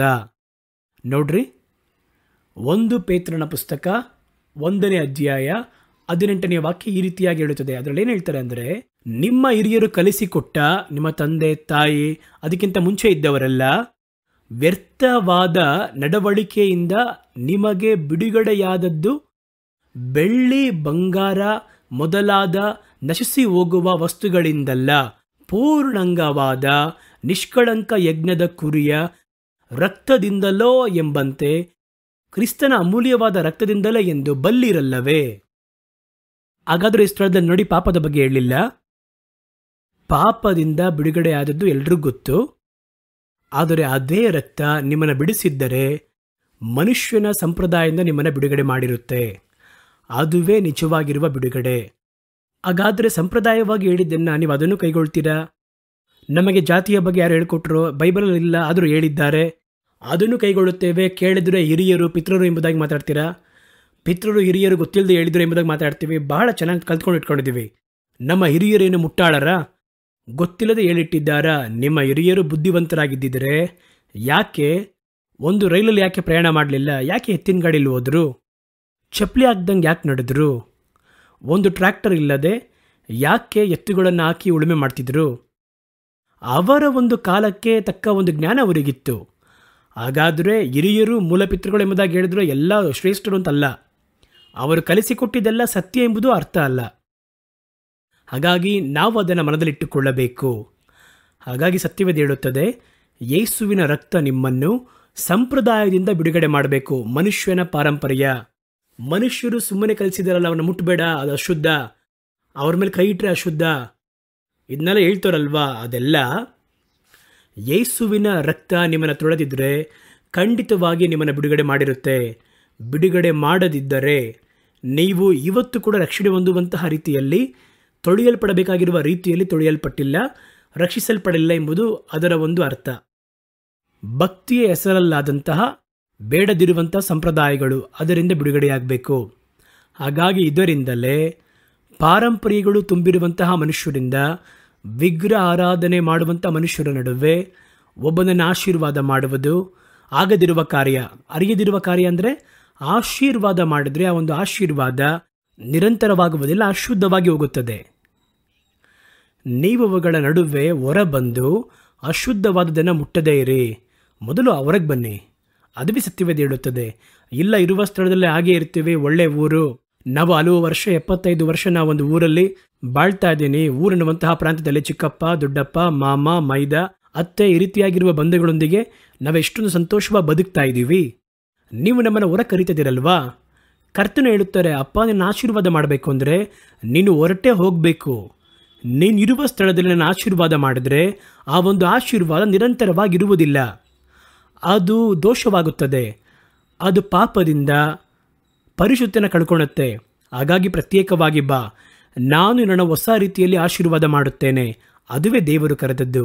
ಎರಡನೇ ಕಾರ್ಯವನ್ನು ನೋಡಿ, ಇಸ್ರಾಯೇಲಿಯರ ಎದ್ದೇಳುವಂಥದ್ದು, ಹೊರಡುವಂಥದ್ದು. ಇಸ್ರಾಯೇಲ್ಯರು ಎಲ್ಲಿಂದ ಎದ್ರು ಅಂತ ಕೇಳಿದ್ರೆ, ದಾಸತ್ವದಿಂದ ಎದ್ದರು, ಕಾನಾನ್ ಕಡೆಗೆ, ವಾಗ್ದಾನದ ಕಡೆಗೆ ಹೊರಟರು. ಅಬ್ರಹಾಮನು ವಿಗ್ರಹ ಆರಾಧನೆಯಿಂದ, ಪಾರಂಪರ್ಯದಿಂದ, ತನ್ನ ಸಜ್ಜನರಿಂದ ಅವನೆದ್ದು ದೇವರು ತೋರಿಸುವಂತಹ ಸ್ಥಳದ ಕಡೆಗೆ ಹೊರಟು ಹೋದ. ಇಸ್ರಾಯೇಲಿಯರು ದಾಸತ್ವದಿಂದ ಎದ್ದು, 400 ವರ್ಷಗಳ ದಾಸತ್ವದಿಂದ ಎದ್ದು ದೇವರು ತಮಗೆ ಕೊಡುವ ಸ್ವಾತಂತ್ರ್ಯದ ಕಡೆಗೆ ಹೊರಟರು. ಸತ್ಯವೇದ ಹಾಗೆ ಹೇಳುತ್ತದೆ, ದಾಸತ್ವದಿಂದ ಎದ್ದರು, ಸ್ವಾತಂತ್ರ್ಯ ಜೀವನದ ಕಡೆಗೆ, ದೇವರವರಿಗೆ ಇಟ್ಟಂತಹ ವಾಗ್ದಾನದ ದೇಶದ ಕಡೆಗೆ ಹೊರಟರು. ಅದು ಎರಡನೇ ಒಂದು ಹೊರಡುವಿಕೆ.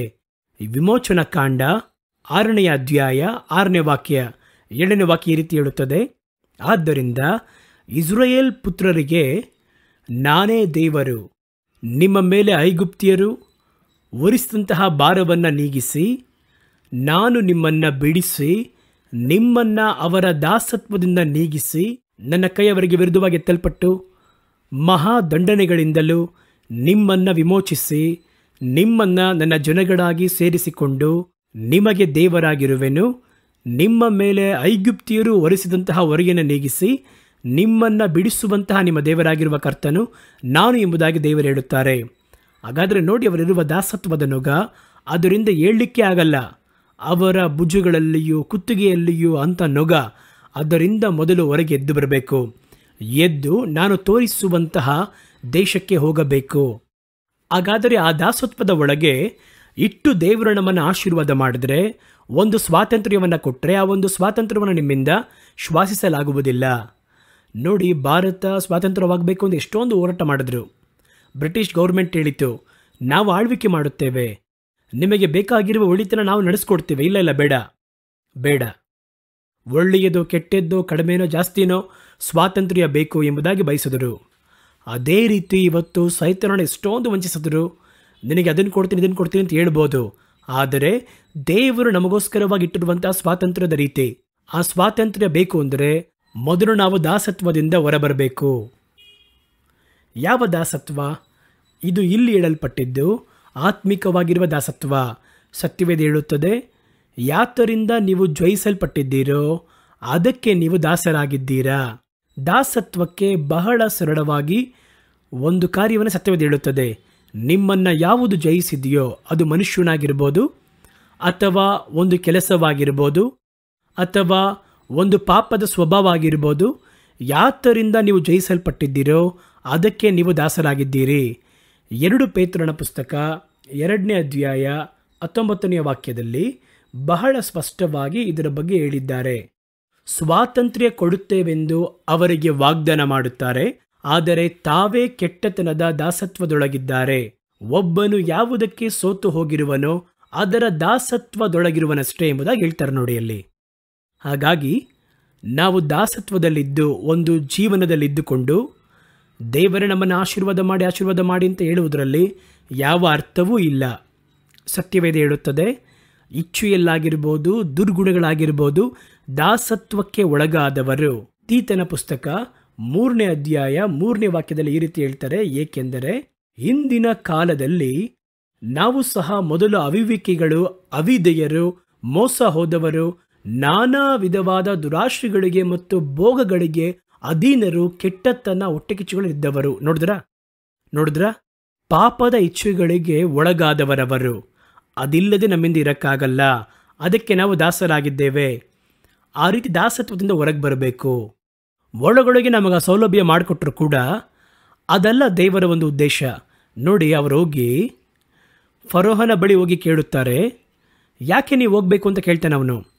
ನಾವು ನಮ್ಮ ದೇವರನ್ನು ಆರಾಧನೆ ಮಾಡುವುದಕ್ಕೆ ನಮ್ಮ ಸ್ವಂತ ದೇಶಕ್ಕೆ ಹೋಗಬೇಕು.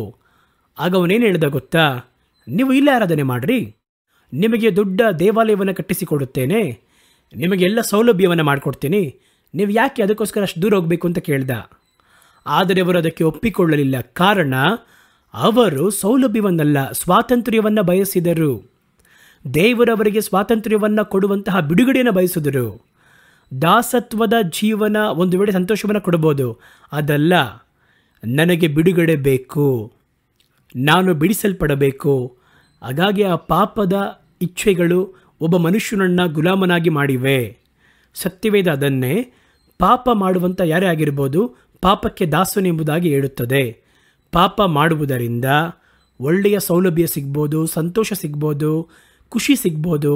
ಆದರೂ ಕೂಡ ನಾವು ಪಾಪಕ್ಕೆ ದಾಸರಾಗಿದ್ದೇವೆ ಎಂಬುದಾಗಿ ಸತ್ಯವೇದ ಹೇಳುತ್ತದೆ. ಯೋಹಾನ 8ನೇ ಅಧ್ಯಾಯ 34ನೇ ವಾಕ್ಯದಲ್ಲಿ ಯೇಸು ಅವರಿಗೆ ಪ್ರತ್ಯುತ್ತರವಾಗಿ, ಪಾಪ ಮಾಡುವಂತಹ ಯಾರೇ ಆಗಿರ್ಬೋದು ಪಾಪಕ್ಕೆ ದಾಸನಾಗಿದ್ದಾನೆ ಎಂಬುದಾಗಿ ನಿಮಗೆ ನಿಜ ನಿಜವಾಗಿ ಹೇಳುತ್ತೇನೆ ಎಂದರು. ಕೆಲವೊಂದು ಸಮಯ ಆ ದಾಸತ್ವದಲ್ಲಿರುವುದೇ ನಮಗೆ ಗೊತ್ತಾಗದೆ ಅದನ್ನು ದೊಡ್ಡದಾಗಿಯೂ ಅದನ್ನು ಸುಖವಾಗಿಯೂ ಅದನ್ನು ಸಂತೋಷದಂತೆ ನಾವು ಭಾವಿಸುತ್ತೇವೆ. ನಮಗದು ಗೊತ್ತಾಗೋದಿಲ್ಲ. ನಾವು ದಾಸತ್ವದಲ್ಲಿದ್ವಲ್ಲ, ಅದು ನಮಗೆ ಗೊತ್ತಾಗಲ್ಲ. ಅದರಿಂದ ಸಿಗುವಂತಹ ಚಿಕ್ಕ ಚಿಕ್ಕ ಸಂತೋಷ ಇದೆ ನೋಡಿ. ಒಂದು ನಾಯನ್ನು ಕಟ್ಟಾಕಿರ್ತಾರೆ ನೋಡಿ, ದಾಸತ್ವದಲ್ಲಿರುತ್ತೆ, ಅದಕ್ಕದು ಗೊತ್ತಾಗಲ್ಲ. ಆದರೆ ಅದಕ್ಕೆ ಕೊಡುವಂತಹ ಒಂದು ಮೂಳೆ ತುಂಡನ್ನು ಹಾಕಿದ್ರೆ ತನ್ನ ಕುತ್ತಿಗೆಯಲ್ಲಿ ಕಟ್ಟಿರುವಂತಹ ಆ ಒಂದು ಸರಪಣಿಯನ್ನು ಮರ್ತೋಗುತ್ತೆ.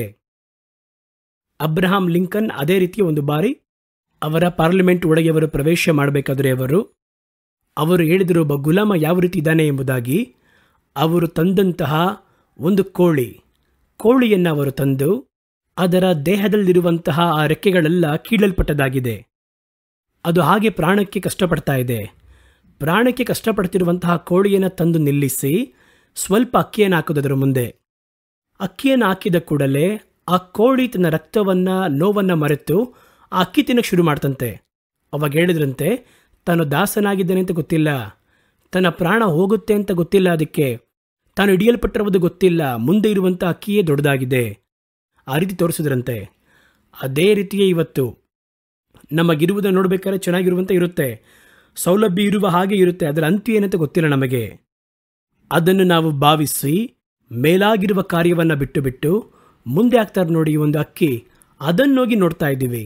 ಅಯ್ಯೋ, ಅದು ಯಾವ ರೀತಿ ಇಂತೆ ಎಂಬುದಾಗಿದೆ ಮನುಷ್ಯನ ಒಂದು ವಿಚಿತ್ರವಾಗಿರುವಂತಹ ಮನಸ್ಸು. ಸತ್ಯವೇದದಲ್ಲಿ ಓದಿ ನೋಡಿ, ಬಹಳ ಆಶ್ಚರ್ಯವಾಗಿರುವ ಒಂದು ವಿಷಯ ಇದೆ.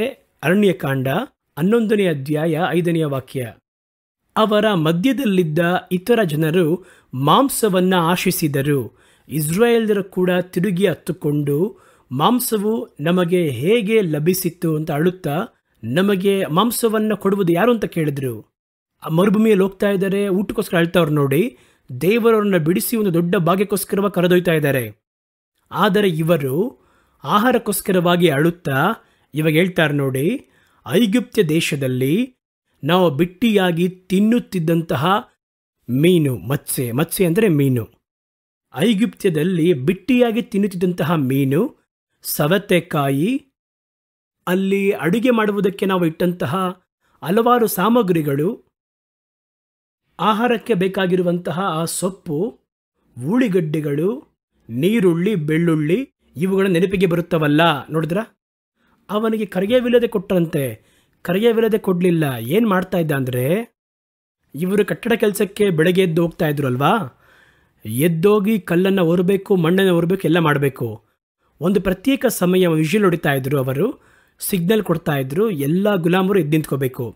ಎಲ್ಲರ ತಟ್ಟೆಯಲ್ಲಿಯೂ ಊಟ ಸ್ವಲ್ಪವಾಗಿ ಸ್ವಲ್ಪ ಊಟ ಆಗ್ತಾ ಇದ್ರು, ಅದನ್ನು ತಿಂದು ಮತ್ತೆ ಓಡಬೇಕು. ಈ ಒಂದು ಆಹಾರಕ್ಕೆ ಅಲ್ಲಿ ಕರಿಯಬೇಲವರು ಅನ್ಕೊಂತಾರೆ ಅಂದರೆ, ನಮಗೆ ಬಂದು ಕಾಸೇ ಕೊಡದೆ ನಮಗೆ ಒಳ್ಳೆ ಊಟ ಕೊಟ್ಟರಲ್ಲ, ನಾವು ಕರೆಯವಿಲ್ಲದೆ ಊಟ ಮಾಡಿದ್ವಲ್ಲ, ಆದರೂ ನೀನು ಇಷ್ಟೊಂದು ಕೆಲಸ ಮಾಡಿದೆ ಅವನಿಗೆ ಗೊತ್ತಾಗ್ತಿಲ್ಲ, ಅದು ಎಷ್ಟೊಂದು ಪೆಟ್ಟಿಂದೆ ಅದು ಗೊತ್ತಿಲ್ಲ, ಎಷ್ಟೊಂದು ರಕ್ತ ಸುರಿಸಿದೆ ಗೊತ್ತಾಗ್ತಿಲ್ಲ. ಆದರೆ ಅವರು ಮಾಡಿದಂತಹ ಊಟ ಅವರಿಗೆ ದೊಡ್ಡದಾಗಿ ಕಾಣಿಸ್ತಾ ಇದೆಯಂತೆ. ಸತ್ಯವೇದ ಹೇಳುತ್ತದೆ, ನಾವು ಐಗುಪ್ತ್ಯದಲ್ಲಿ ಕ್ರಯವಿಲ್ಲದೆ ಊಟ ಮಾಡಿದಂತಹ ಮೀನುಗಳು, ನೀರುಳ್ಳಿ, ಬೆಳ್ಳುಳ್ಳಿ, ಉಳಿಗಡ್ಡೆ, ಸೊಪ್ಪುಗಳು, ಎಲ್ಲ ಕಾರ್ಯಗಳು, ಬೆಳ್ಳುಳ್ಳಿ ಇವೆಲ್ಲವನ್ನು ನೆನಪಿಸಿಕೊಳ್ಳುತ್ತೇವೆ. ಆದರೆ ಇಲ್ಲಿಯಾದರೋ ನಮ್ಮ ಜೀವ ಬತ್ತಿ ಹೋಯಿತು. ಏನಯ್ಯ, ದೇವರ ಮಾತಿನ ಮೇಲೆ ಬಂದು ನಾವು ಮನಸ್ಸು ಬತ್ತೋಯ್ತು, ಬಹಳ ಕಷ್ಟ ಆಗ್ತಾ ಇದೆ.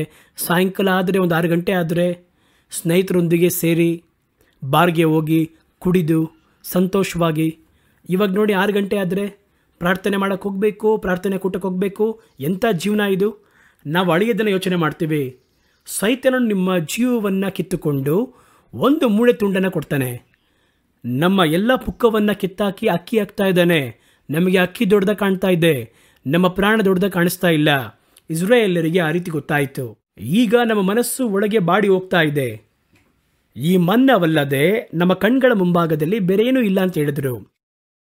ಹಾಗಾದರೆ ದೇವರು ಕೊಟ್ಟದ್ದು ಎಷ್ಟು ದೊಡ್ಡ ಕಾರ್ಯ ನೋಡಿ. ಮನ್ನವನ್ನು ನೋಡಿದ್ದೀರಾ ನೀವು? ಊಟ ಮಾಡೋಕ್ಕಾಗುತ್ತಾ ನಿಮ್ಮಿಂದ? ದಿನನಿತ್ಯ ಮನ್ನ. ದೇವರು ಆಕಾಶದಿಂದ ಮನ್ನವ ಸುರಿಸ್ತಾ ಇದ್ರು. ಮನ್ನ ಎನ್ನುವುದು ಬಹಳ ಉನ್ನತವಾಗಿರುವಂತಹ ಒಂದು ಆಹಾರ ಎಂಬುದಾಗಿ ಸತ್ಯವೇದ ಹೇಳುತ್ತದೆ. ಕೀರ್ತನೆಗಳು 78:25 ದೇವದೂತರು ಸೇವಿಸುವಂತಹ ಆಹಾರ ಎಂಬುದಾಗಿ ದಾವೀದನು ಹಾಡಿಟ್ಟಿದ್ದಾರೆ. ಕೀರ್ತನೆಗಳು ಹೇಳುತ್ತದೆ ನೋಡಿ, ಓದುತ್ತೇನೆ. ಕೀರ್ತನೆಗಳು 78, 24, 25, 23 ಕೂಡ.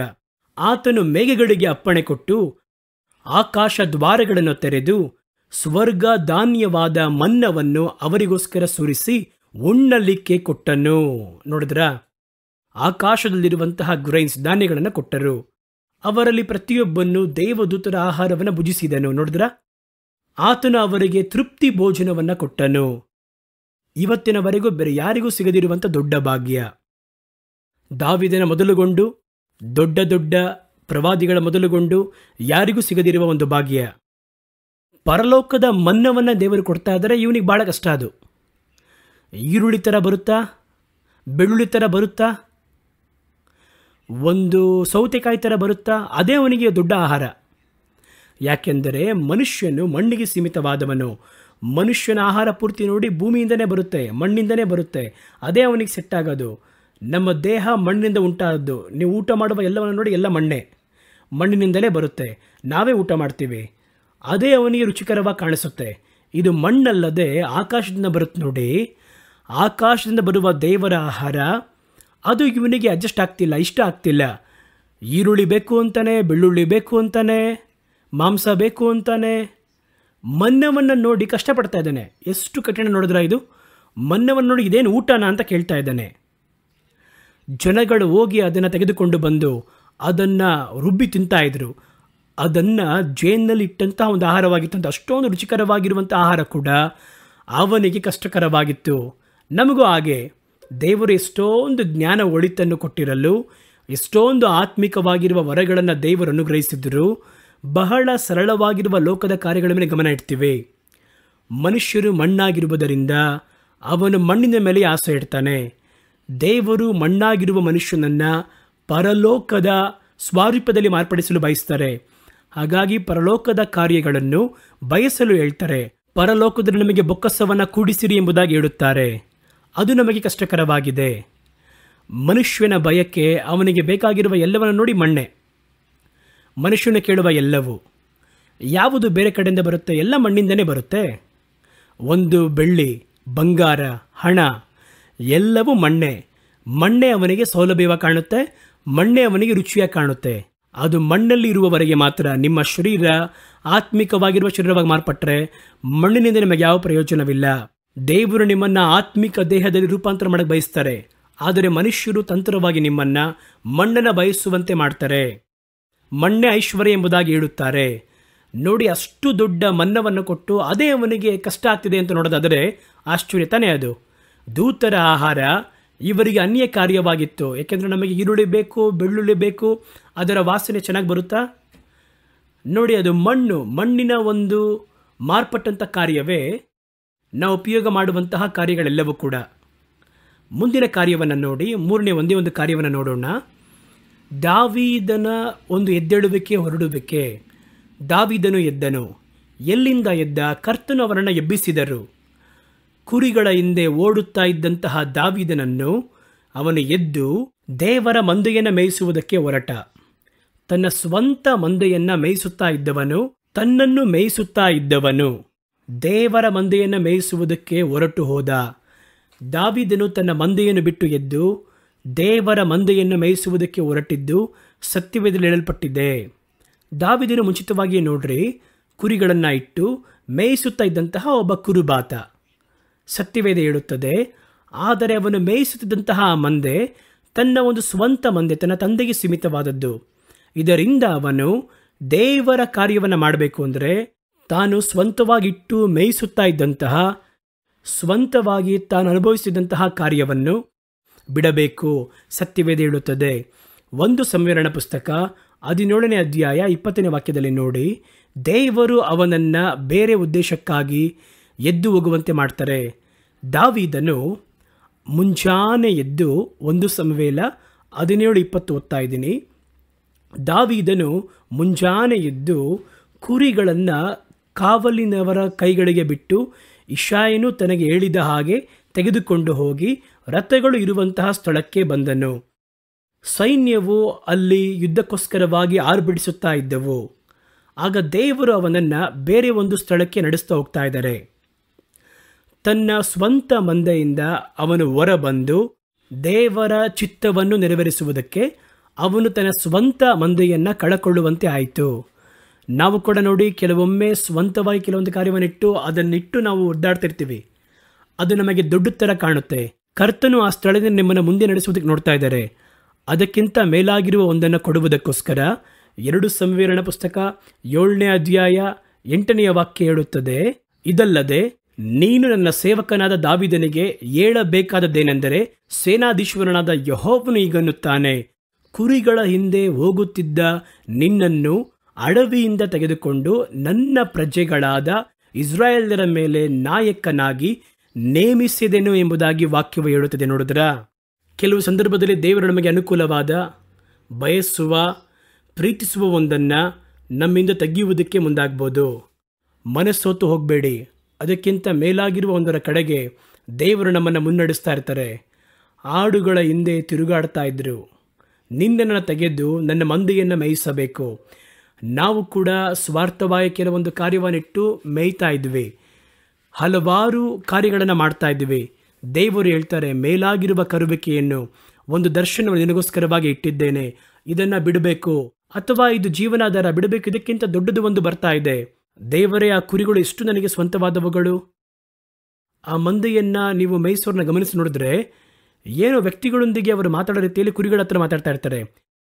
ನಾನು ನೋಡಿದ್ದೇನೆ, ನಮ್ಮ ಊರು ರಾಮನಾಥಪುರಂ ಪಕ್ಕದಲ್ಲಿ ಬಹಳ ಕುರುಬರಿದ್ದಾರೆ. ಸುತ್ತಲಿರುವ ಗ್ರಾಮಗಳಲ್ಲಿ ವ್ಯವಸಾಯ ಮಾಡುವಂತಹ ಭೂಮಿಗಿಂತ ಕುರುಬರು ಜಾಸ್ತಿ. ನಾನು ಬಹಳ ಮಂದಿಯನ್ನು ನೋಡಿದ್ದೇನೆ, ಬಹಳ ಅದ್ರ ಜೊತೆ ಕತೆ ಮಾತಾಡ್ತಿರ್ತಾರೆ, ತನ್ನ ಚಿಂತೆ ದುಃಖವನ್ನು ಹಂಚ್ಕೋತಾ ಇರ್ತಾರೆ, ಏನೋ ಮಕ್ಕಳ ಹತ್ರ ಮಾತಾಡ್ತಿರ್ತಾರೆ, ಅದು ಹಂಗೆ ಕೇಳಿಸ್ಕೊತಾ ಇರುತ್ತೆ. ನಾನು ಆಶ್ಚರ್ಯಪಟ್ಟಿದ್ದೇನೆ, ಏನು ಅರ್ಥ ಆಗುತ್ತೆ ಅಂತ ತಲೆ ಅಲ್ಲಾಡಿಸಿರುತ್ತೆ ಅಂತ ನೋಡಿದ್ದೀನಿ ನಾನು.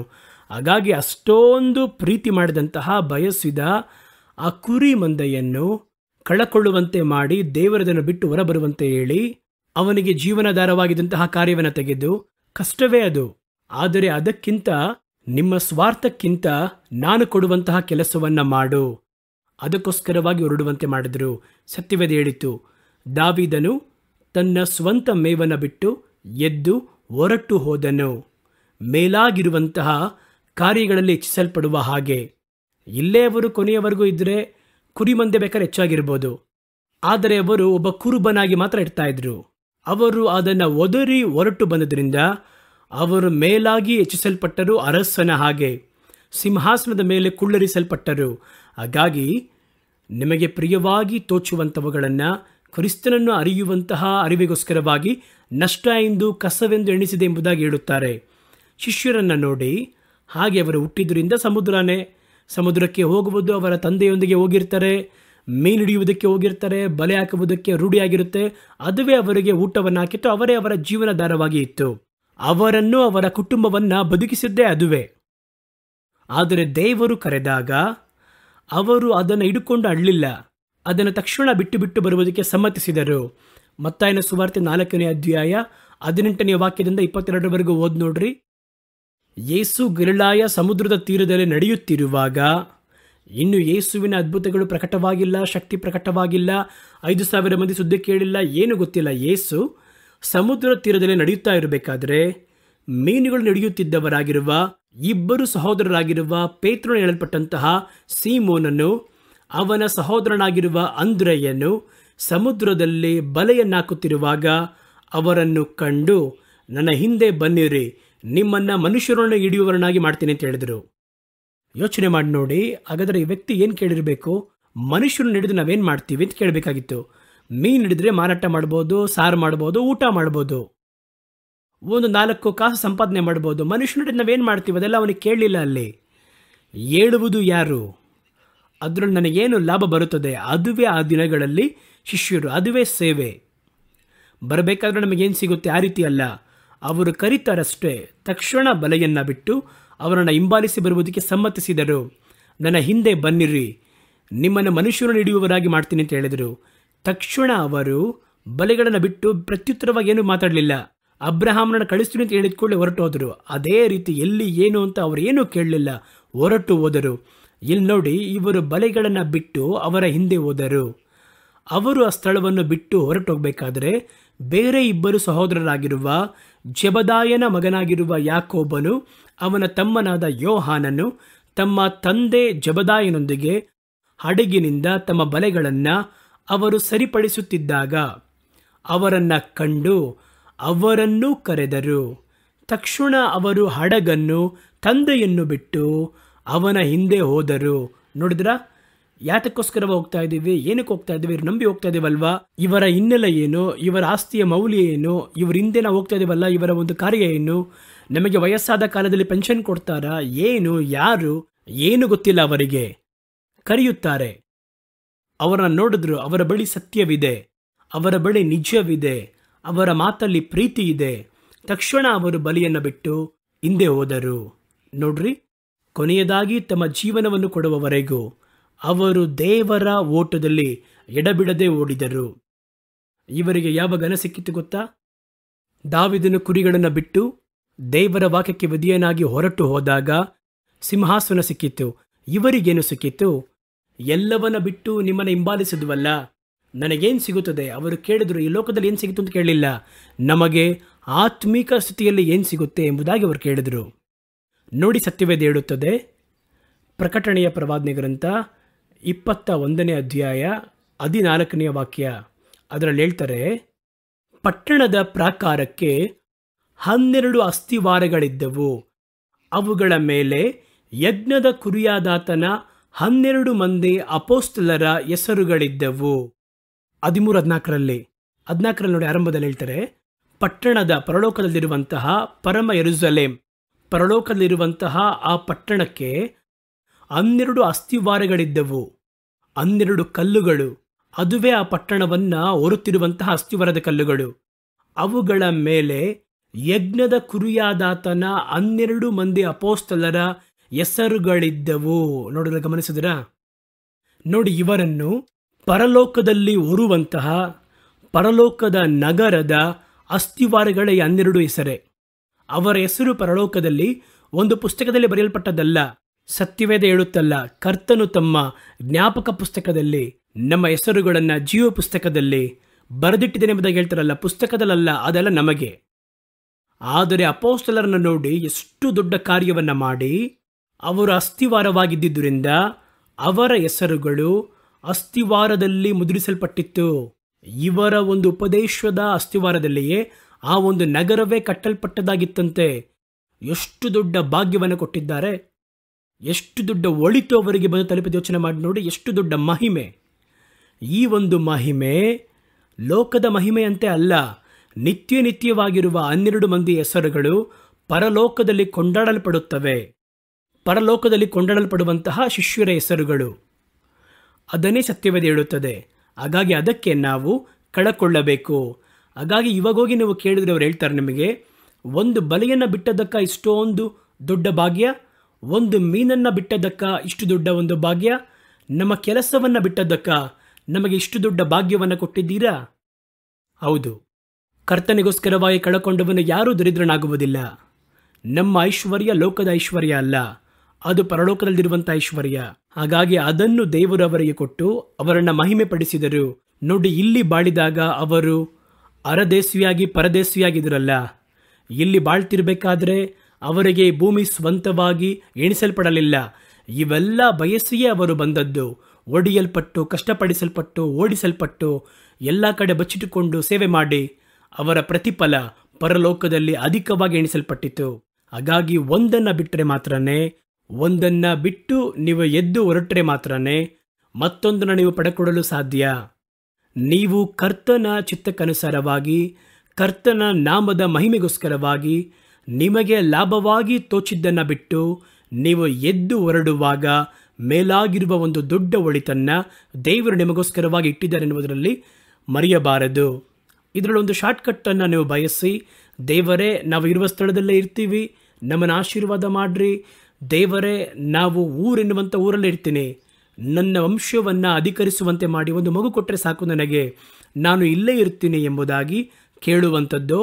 ದಾವೀದನನ್ನು ದೇವರು ಕರೆದಾಗ, ನನ್ನ ಮಂದೆಯಲ್ಲೇ ಇರುತ್ತೇನೆ, ನನ್ನ ಮರಿಗಳು ಮಾತ್ರ, ಕುರಿಗಳು ಮಾತ್ರ, ಅವು ಹೇರಳವಾಗಿರುವ ಮರಿಗಳನ್ನು ಹಾಕುವ ಹಾಗೆ ಆಶೀರ್ವಾದ ಮಾಡ್ರಿ ಎಂಬುದಾಗಿ ಹೇಳುವಂಥದ್ದು ಎಷ್ಟು ಮೂರ್ಖತನವೋ ಅದೇ ರೀತಿ ಇಸ್ರಾಯೇಲ್ಯರು, ದೇವರೇ ನಮಗೆ ಕೊಡಬೇಕಾಗಿರುವ ಒಳಿತನ್ನು ನಮಗೆ ಈ ಊರಲ್ಲಿ ಐಗುಪ್ತದಲ್ಲೇ ಕೊಡ್ರಿ, ನಾವು ದಾಸರಾಗಿದ್ದೇ ಆಶೀರ್ವಾದ ಉಳ್ಳವರಾಗಿರ್ತೀವಿ ಎಂಬುದಾಗಿ ಕೇಳುವಂಥದ್ದು ಎಷ್ಟು ಮೂರ್ಖತನವೋ ಅದೇ ರೀತಿಯೇ ದೇವರು ನಾನು ಏನನ್ನೂ ಬಿಡುವುದಿಲ್ಲ, ನನಗೆ ಇರುವ ಇದನ್ನೇ ಆಶೀರ್ವಾದ ಮಾಡಿದರೆ ಸಾಕು ಎಂಬುದಾಗಿ ನಾವು ನಮ್ಮ ಸ್ಥಳದಲ್ಲಿ ಹೇಳದೆ ಕೂತಿರುವಂಥದ್ದು. ಅದನ್ನೇ ಸತ್ಯವೇದ ಹೇಳುತ್ತದೆ, ನೀವು ನಿದ್ರೆ ಮಾಡುತ್ತಿರುವ ನೀವು ಎಚ್ಚರವಾಗಿರಿ, ಸತ್ತವರನ್ನು ಬಿಟ್ಟು ಹೊರಡಿರಿ. ಇದರಲ್ಲಿ ಮತ್ತೊಂದು ಕಾರ್ಯವಿದೆ, ಯೋಚನೆ ಮಾಡಿ ನೋಡಿ. ಆತ್ಮೀಕ ರೀತಿಯಲ್ಲಿ ನಿದ್ದೆ ಮಾಡುವವನು ಯಾರೊಂದಿಗೆ ಮಲಗುತ್ತಾನೆ ಗೊತ್ತಾ? ಸತ್ತವರೊಂದಿಗೆ ಮಲಗುತ್ತಾನಂತೆ. ಅದುವೇ ಮುಖ್ಯ. ನೋಡಿರಿ, ಪಕ್ಕದಲ್ಲಿ ಈ ಕಡೆ ಎದ್ದು ನೋಡಿದ್ರೆ ಒಂದು ಡೆಡ್ ಬಾಡಿ, ಒಂದು ಮಾರ್ಚೂರಿ ರೀತಿಯಲ್ಲಿ, ಈ ಕಡೆ ನೋಡಿದ್ರೆ ಒಂದು ಡೆಡ್ ಬಾಡಿ, ತಲೆಯ ಮೇಲೆ ಒಂದು, ಕಾಲಿನ ಮೇಲೆ ಒಂದು. ನಿದ್ದೆ ಬರುತ್ತಾ? ಸತ್ಯವೇದ ಹೇಳುತ್ತದೆ, ನೀನು ನಿದ್ರೆ ಮಾಡ್ತಿದೆಯಲ್ಲ, ಸ್ವಲ್ಪ ಎದ್ದು ನೋಡು, ಇನ್ನು ಸುತ್ತಲಿರುವಂಥದ್ದು ಶವಗಳು. ಅದು ಗೊತ್ತಿಲ್ಲದೆ ನಿದ್ದೆ ಮಾಡ್ತಾ ಇದೆಯಾ? ಹಾಗಾಗಿ ವಾಕ್ಯ ಅದಂತಾನೆ ಹೇಳುತ್ತದೆ, ನಿದ್ರೆ ಮಾಡುವಂಥ ನೀನು ಎದ್ದು ಸತ್ತವರನ್ನು ಬಿಟ್ಟು ಹೊರಡು. ಆವಾಗಲೇ ನೋಡ್ತಾನೆ, ಅಯ್ಯೋ ಸತ್ತೋದವನು. ಶವದೊಂದಿಗೆ ನಿದ್ದೆ ಮಾಡ್ತಾ ಇದ್ದೀವಿ, ಅದು ಎಷ್ಟು ಭಯಂಕರ, ಅದು ಎಷ್ಟು ಅಸಹ್ಯ. ಅದು ಸತ್ತು ಹೋಗಿರುವಂತಹ ಶವದ ನಾಥ, ಅವುಗಳ ನಡುವೆ ನಿದ್ದೆ ಮಾಡ್ತಾ ಇದ್ದೇನೆ. ಆದ್ದರಿಂದ ಅವ್ರು ಹೇಳ್ತಾರೆ, ನಿದ್ದೆ ಮಾಡುವ ನೀನು ಎಲ್ಲಿ ನಿದ್ದೆ ಮಾಡ್ತಿದ್ದೀಯಾ ಗೊತ್ತಾ? ಸತ್ತವರ ಮಧ್ಯೆ ನಿದ್ದೆ ಮಾಡ್ತಿದ್ದೀಯಾ? ಸತ್ತು ಹೋದಂಥ ಶವಗಳ ನಡುವೆ ನಿದ್ದೆ ಮಾಡ್ತಿದ್ದೀಯಾ? ನೀನು ಎದ್ದು, ಅದು ನಿನಗೆ ಗೊತ್ತಿಲ್ಲ.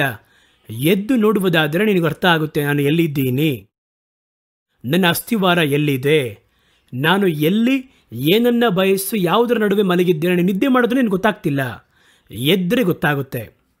ನಿನ್ನ ಸುತ್ತಲೂ ಎಷ್ಟು ಅಶುದ್ಧಗಳು, ಎಷ್ಟು ಅಶುದ್ಧವಾದ ಮನುಷ್ಯರು ಪಾಪದಲ್ಲಿದ್ದಾರೆ, ಮರಣದಲ್ಲಿದ್ದಾರೆ, ಪಾಪದಲ್ಲಿ ಸತ್ತವರು.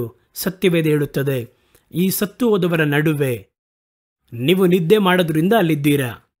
ಎಚ್ಚರವಾದರೆ ನೀವಲ್ಲಿ ಇರುವುದಿಲ್ಲ. ಅವನು ಸತ್ತವನಂತೆ ಗೊತ್ತಾಗುತ್ತೆ. ಹಾಗಾದರೆ ಮೊದಲು ಎದ್ದೇಳಿರಿ.